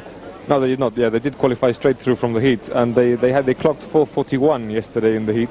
So they've managed to reduce the time by 20 seconds, and I did mention that it might have been the case that they didn't perform at their best yesterday, and they just were interested in qualifying for the final, which I think is obviously what they did, and they produced a much better result today. This obviously is something that foreign crews are very expert at and will do all the time. They will not maybe perform their best in a heat, and they make sure they just manage to qualify or achieve the position they need to go on to the repechage or the final. It's something I think we still need to appreciate more in Gibraltar, and there's no need to win by 20 seconds in a heat when you're going to make a final anyway, if you win by 5 or 6 seconds, you know. That's something that we're not used to here, perhaps because of the nature of competition locally, where you have so many meetings in a season and they are all really one-offs for particular challenger trophies. Perhaps that might be something that could be looked at a later stage to try and change the attitude of oarsmen and women, or not such an easy thing to do? Well, I think it's not an easy thing, because that's where the rivalry of the two clubs comes into play. Nobody wants to beat Kalpe by one length, and I'm sure Kalpe do not want to beat Med by one length. They want to be as far ahead as possible. The greater the distance, the better. The greater the distance, the more water there is between the two crews, the better for the club. So, you know, that I think that's where the rivalry comes to show, and it probably does play a prejudicial effect in as far as international competition is concerned, because we need to be able to pace ourselves better than we normally do. And as we await the final presentations of the regatta, let me just tell you briefly that there is also an overall trophy for the best performing club of the day, and indeed of the weekend. There is indeed a trophy for the best performance. We haven't quite got the result of that yet, but I believe that Med will probably be the winner there. They have 8 crews. They had 8 crews in all the finals. The pointage system was 5 points for the winner, 3 for the second place crew, 2 for the third, and 1 single point for the fourth place crew.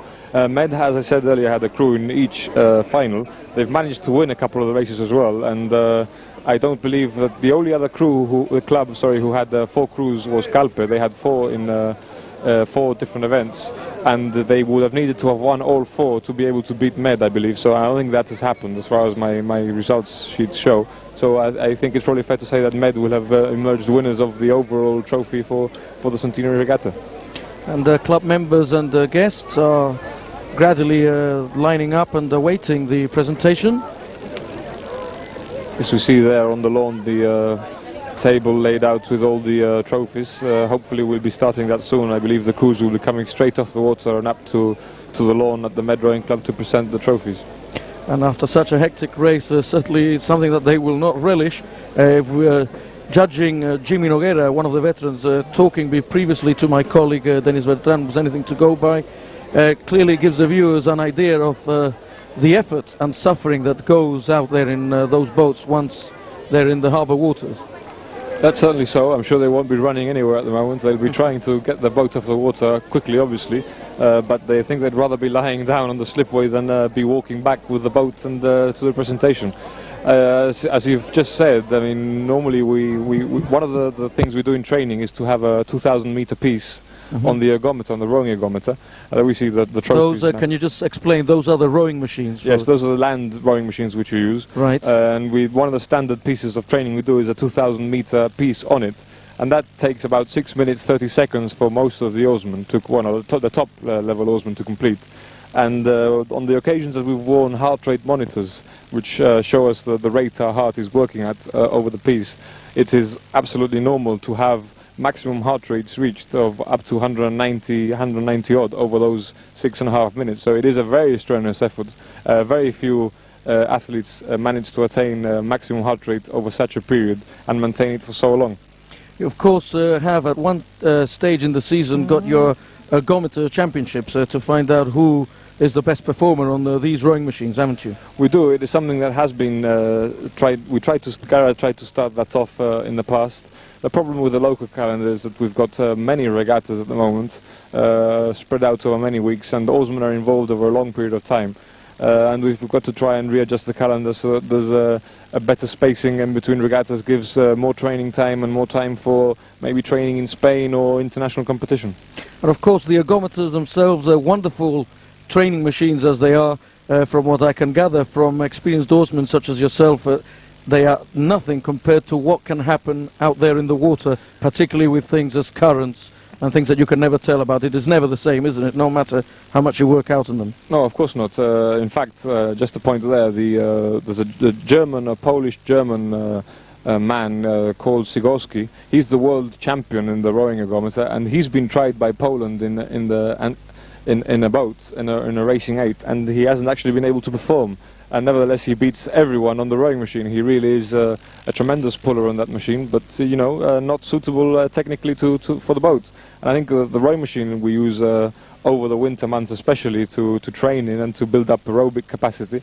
In fact, it was developed in the United States, where rowing over the winter months is sometimes impossible due to lakes and rivers freezing over. And it's become an invaluable training tool for everybody in rowing nowadays. And of course conditions have remained thankfully overcast for the presentations as well.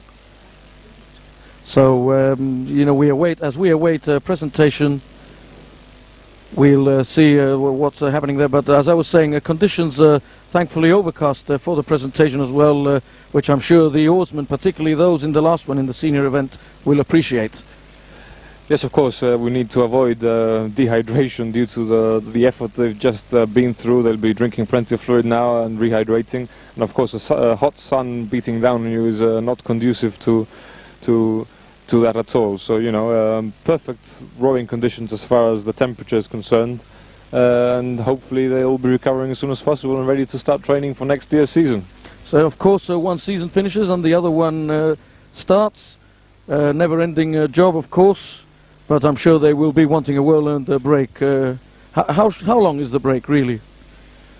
Well, the break is not very long at all. They'll probably take a couple of weeks off, complete rest, no training whatsoever, no running, no rowing or anything. But they'll be back in action soon. Gara has the first race of the next year's season scheduled for September, early September, which is of course the National Day Regatta. So they'll be back in training then for obvious reasons. The Calpe and Med rivalry has to be maintained. But then again, we have the first official race in the calendar in December, so by mid-September, early October, we'll have all crews out on the water again, no doubt. So a very, very short gap there, if any at all. If at all, and that does create a lot of strain for the oarsmen, which is why, we had some of the oarsmen missing today from some of the clubs. Obviously, they're away on holiday trying to get refreshed and come back with an open mind for next year's competition. I can see their club president, Mr. Lionel Gomez, and other committee members preparing themselves for the final presentation. Yes, I think they're just waiting for the crews to return now from the pontoons. They'll be putting away their boats shortly. In fact, I think Labradores have already made their way to the They've just area. gone past us, yes. And I see one of the Pitoni lads there as well. So we'll be getting off pretty soon.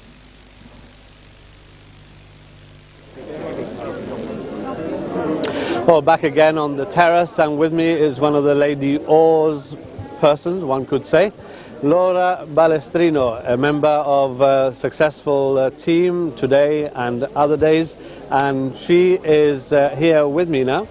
Laura, no doubt delighted with what's been happening today. Yes, throughout this weekend I've had quite a success with the rowing. I've won 3 regattas. 2 of the regattas I've won have been with the women's crew, senior crew, and the final regatta that I won was with the women's under-18 crew. No doubt looking at it long term as far as your rowing career is concerned, for now anyway. Yes, I would like to row next year and perhaps even go further with the rowing. Now, how much, what did you think about having to compete against people from outside, something which perhaps doesn't come across as very often? No, well, I was obviously afraid because I thought obviously people from outside must be very big, very powerful, and compared to us, I thought we didn't have a chance, but obviously I was very happy with what happened. No doubt this will give you confidence to continue rowing and taking part further afield. Yes, it has given me quite great confidence. Well, good luck anyway, and we hope to see you continuing with your rowing career, and no doubt for many years to come. Celebrated 100 years at Med Rowing Club. You're going to be here at least for the next 50, aren't you? Hopefully. We hope so too, Laura. Thank you very much. Thank you. Well, there we have it. A young lady who is looking ahead to many years more rowing, and being as successful as she has no doubt been over this weekend in particular.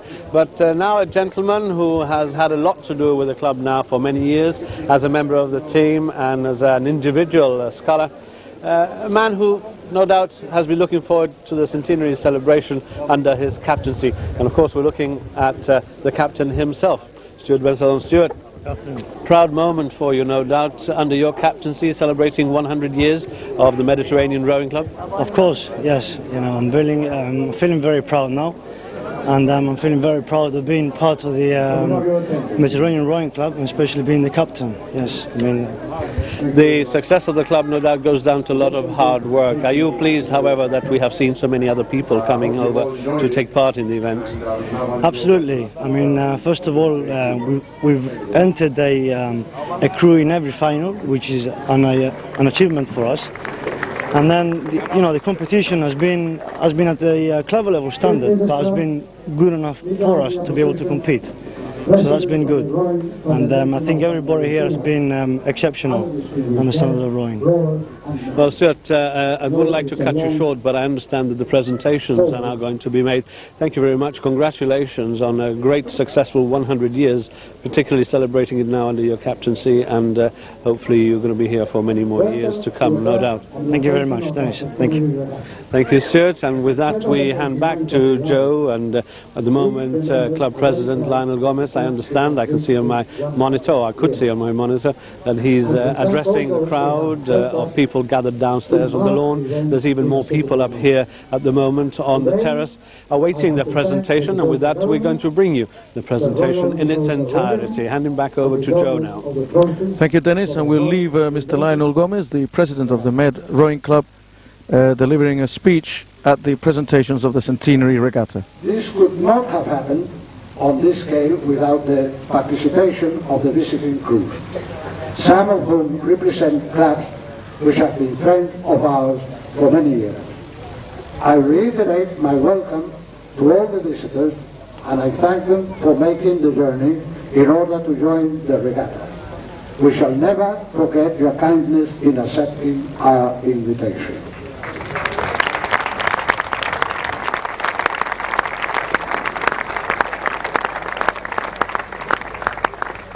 Of course, my thanks also go to some who have not made the journey at all. That is Cowper Rowing Club, who live just behind that wall.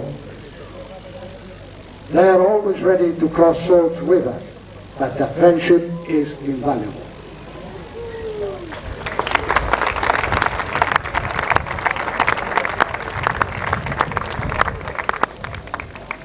I hope our visitors have enjoyed their stay in Gibraltar, and that they will take with them happy memories of this club's centenary regatta. It is also my hope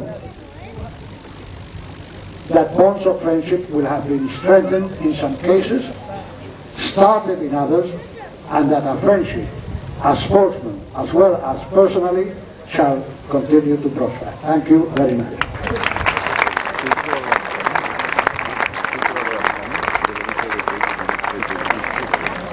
Chief Minister will now say a few words. Thank you, Lionel. Good afternoon, ladies and gentlemen. Antes nada, darle las felicitaciones al Mediterranean Rowing Club, a su socio y a su comité directivo por el centenario que celebran este año. Este club es uno de los más antiguos de Gibraltar y por lo tanto es toda una institución dentro de esta comunidad, y en nombre de toda la comunidad os felicito por esta gran ocasión.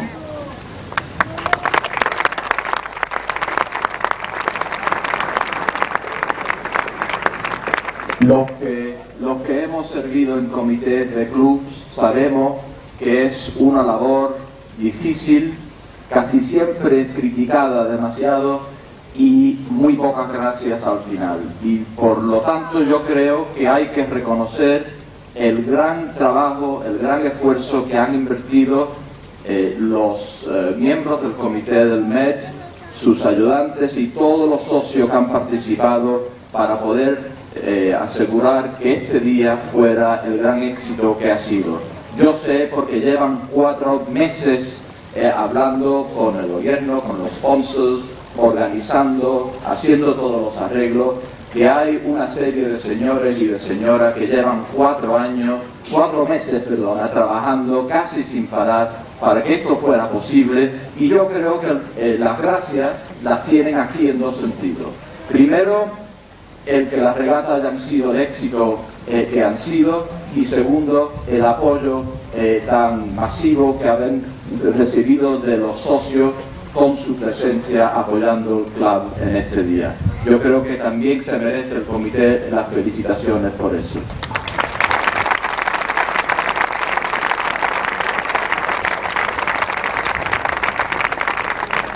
Y tercero, darle una muy estrecha bienvenida a los visitantes que, como ya ha dicho Lionel, sin su presencia no hubiese sido posible. Y entre ellos, un y otro club de España que tiene relaciones de remo con pues cerca de 100 años. Y lo que eso y esto demuestra es que, dejando al margen lo que nos pueda separar políticamente, nuestros pueblos y nuestras comunidades se pueden llevar bien a nivel deportivo y en otros temas relacionados con eso, como la cultura. Y además, a nivel deportivo, habéis demostrado todos, de todos los clubs aquí presentes, que los deportistas lo que les interesa es el deporte y no les interesa la política. Y la tragedia es que los políticos en muchas partes del mundo no acaban de reconocer y de aceptar y de implementar eso, que los deportistas no son políticos, que son deportistas, y la política está en otra dimensión muy distinta a lo que hemos visto hoy en el agua y lo que estamos viendo aquí entre compañeros, deportistas, todos. Por lo tanto, yo creo que esto ha sido un gran día, antes nada, para el deporte de remo, segundo para el Mediterranean Rowing Club y tercero también para toda la comunidad y el pueblo de Gibraltar, para el cual esto también es un acontecimiento internacional de importancia. Muchas gracias. Lionel, para el Thank you very much.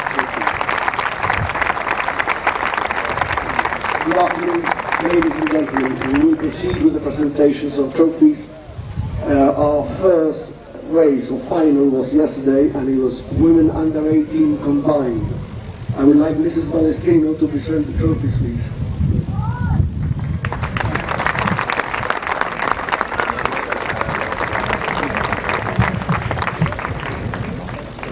And the winners were Med Rowing Club.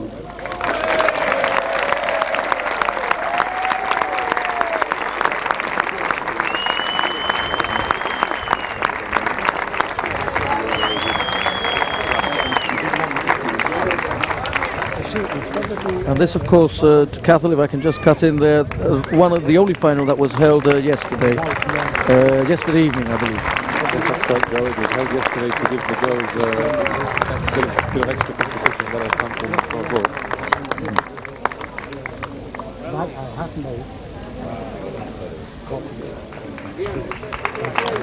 A customary team photograph, and of course, Chief Minister Peter Caruana there clearly stating in his speech that no politics should interfere with sports, and it was a wonderful occasion for the Mediterranean Rowing Club and all the guests. And may I ask Mr. Raymond Pullen to come through, please?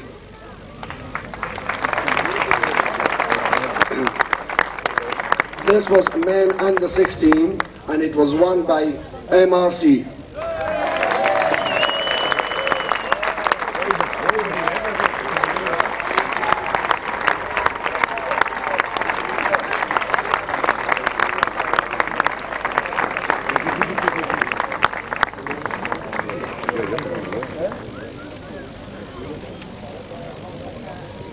Carl Alvarez, Lance Mauro, Justin Lavagna and Francis Muscat, with Coxey and McIntosh there collecting their trophies for the Da Paolo under 16 men's cup.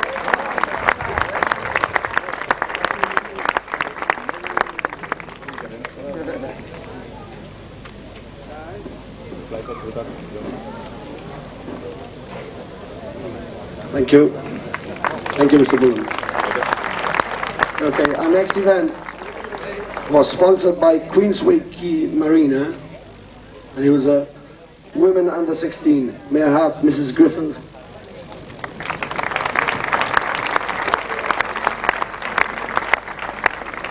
The winners for this trophy was Labradores. Thank you. Labradores of Seville, the winners in the Queensway Key Marina Cup for under 16s. Ladies, Sonia Andrades Maestro, María Buzón Gutiérrez, Ana María Martín and Mariana Ruiz Garzón.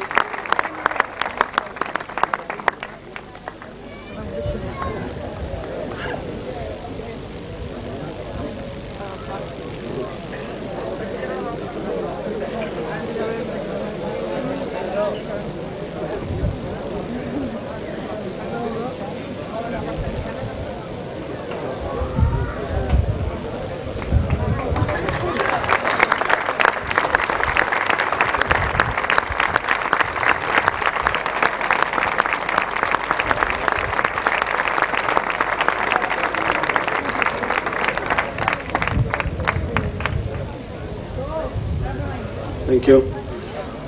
Our next final was men under 14. This final or trophy was sponsored by the Queen's Hotel. And may I ask Mrs. Francis to come forward, please? His former club captain there, Alfred Lavagna, directing proceedings for the final The winner of presentation. this trophy was Guadalquivir 86. Thank you. Excellent race that was rowed by these young horsemen from Guadalquivir, Seville. Luis García Navarro, Pablo Garrido, Borja Pereira and Adrián Burgos.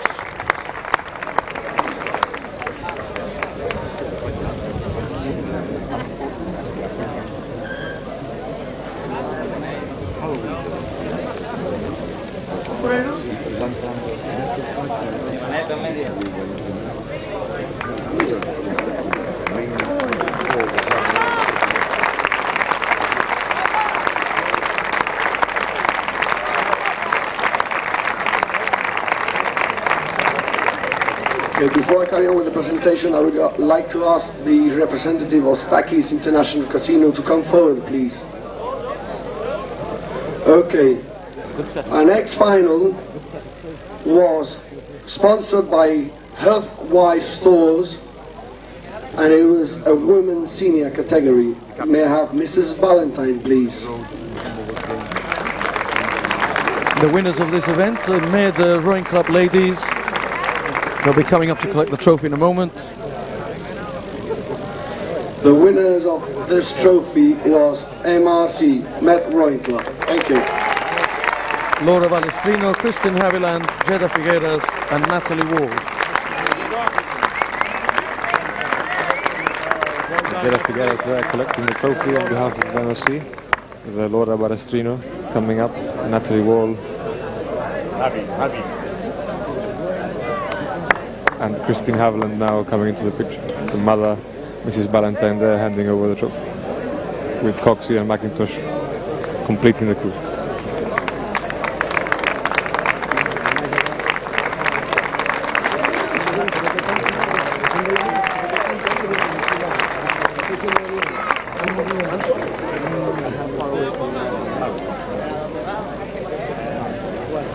Okay. The next final we had was the Jip Coin Amusement Machine Limited. This was a men's veteran, and I would like to ask Mrs. Lavagna to come forward, please, to present the trophies. Cheers, of course, Mrs. Lavagna, wife of Alfred Lavagna.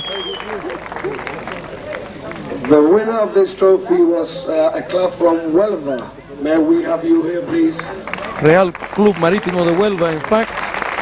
Emilio Gómez Fernández, Germán Ponce, It is Ignacio a man's Miró, veteran. I'm sorry, I forgot to say. and Guillermo Müller Gascon.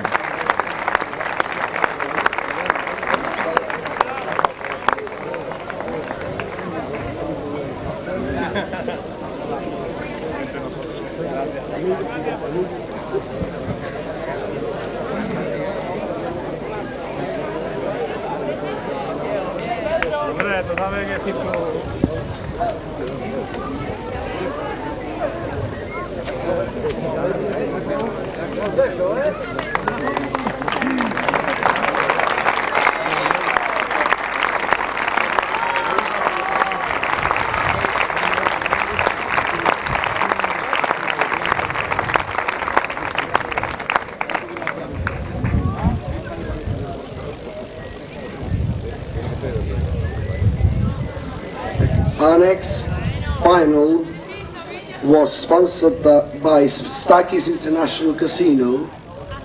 Apparently there's nobody representing Stakis here today, so I've asked the president of the Andalusian Federation, Rowing Federation, to present the trophies. Señor Jorge Aguilar. Thank you. President of the Andalusian Federation, Jorge Aguilar, himself involved in the Veterans Regatta, will be presenting the Stakis Casino Cup for the men's under 18. The winner of this trophy was Aguilar Murcia, and it is a men's under 18. Thank you. Club de Remo Águilas de Murcia, Alejandro Martínez, Francisco Carrasco, Javier Robles, and José Antonio Itarte getting the trophies.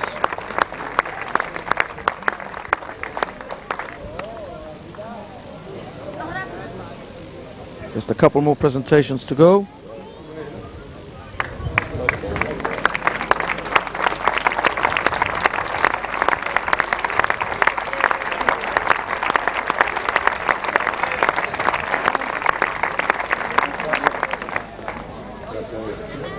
Okay, our next final was the woman under 18.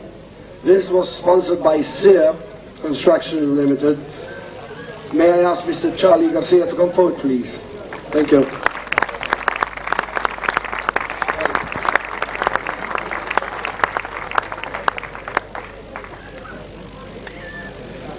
Okay, the winners of the women under 18 was MRC, Med Rowing Club. Thank you.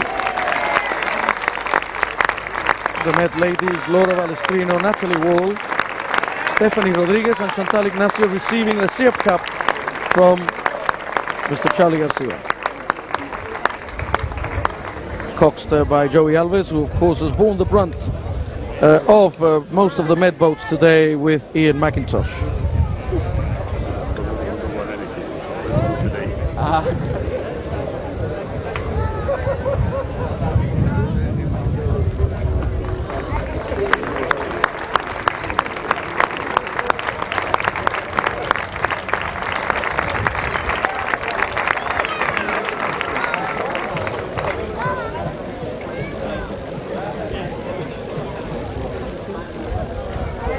Okay, we've come to our final, one of our final, the senior race, men's senior, Breva Reina.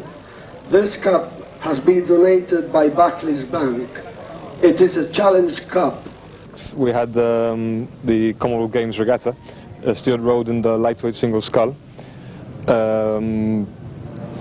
It was a straight final. There were 6 boats entered for the race, which was unfortunate. We were hoping for a few more entries in that event.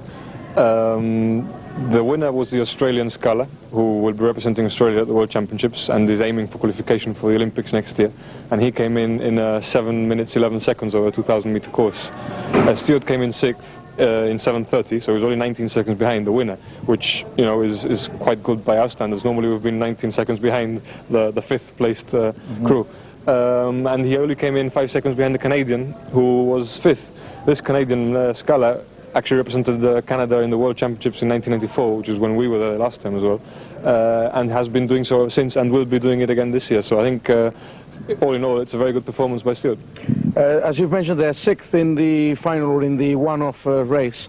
But from what you saw, obviously, it seems like the overall standard of all the oarsmen in this competition were of a very high standard. Oh, definitely. As I said before, the Australian's aiming for qualification for the Olympics next year, which are in Australia. So obviously he's motivated in that sense.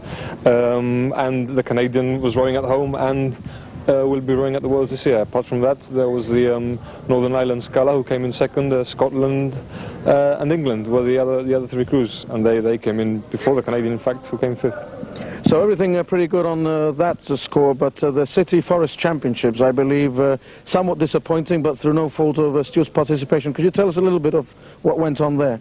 Yes, unfortunately, that was a bit of a disaster both for us and for the Canadians themselves, who put a lot of effort into trying to organise the race, and entries just did not materialise on the day, which was obviously very unfortunate. In the end, we had only 3 boats in Stuart's event. This was a Polish Scala, the Northern Ireland Scala, who participated in the Commonwealths, and Stewart. As I mentioned, the Polish Scala, he's actually going to attend the World Championships as well. So he's only a 21-year-old, and he's doing very well, very highly regarded by the Polish team themselves. So I mean, it was international competition, which was what we're looking for, and top-class racing. The problem was that we only had 2 crews to race against. On the day, things got even worse because weather conditions were atrocious, and the course, I mean, they even considered cancelling the whole race. And in the end, the race was run over 750 meters, which is obviously not the standard course, being 2,000 meters. And only the 3 Scalas took part, and Stuart came in 3rd, only a length behind the Northern Ireland Scala, and just over 2 behind the Polish Scala, which obviously means he's very close behind them. And I mean, does all go well for the future. Just to finish off, Catalan, briefly, if you may, this is part of an ongoing policy of Gara to try and set their sights further afield and have our oarsmen competing in as many international competitions as possible? Well, I mean, there's no doubt that in order to progress and develop the sport further, we need to compete outside Gibraltar as much as possible. The local scene is obviously very important to rowing in that it fosters competition and the basic spirit and competition in rowing. That the conditions are always totally different to what you get in international events, isn't it? The boats we use here, like, as people probably know, the Yolas are not used in international competition. That requires racing in fine boats, and we can only do that outside Gibraltar, Spain, be it Great Britain, or even Belgium, like we did this year. And yes, I mean, that is the plan, to keep developing our international contacts and compete abroad, especially with the juniors, which obviously we aim to that next year and take some of the juniors out.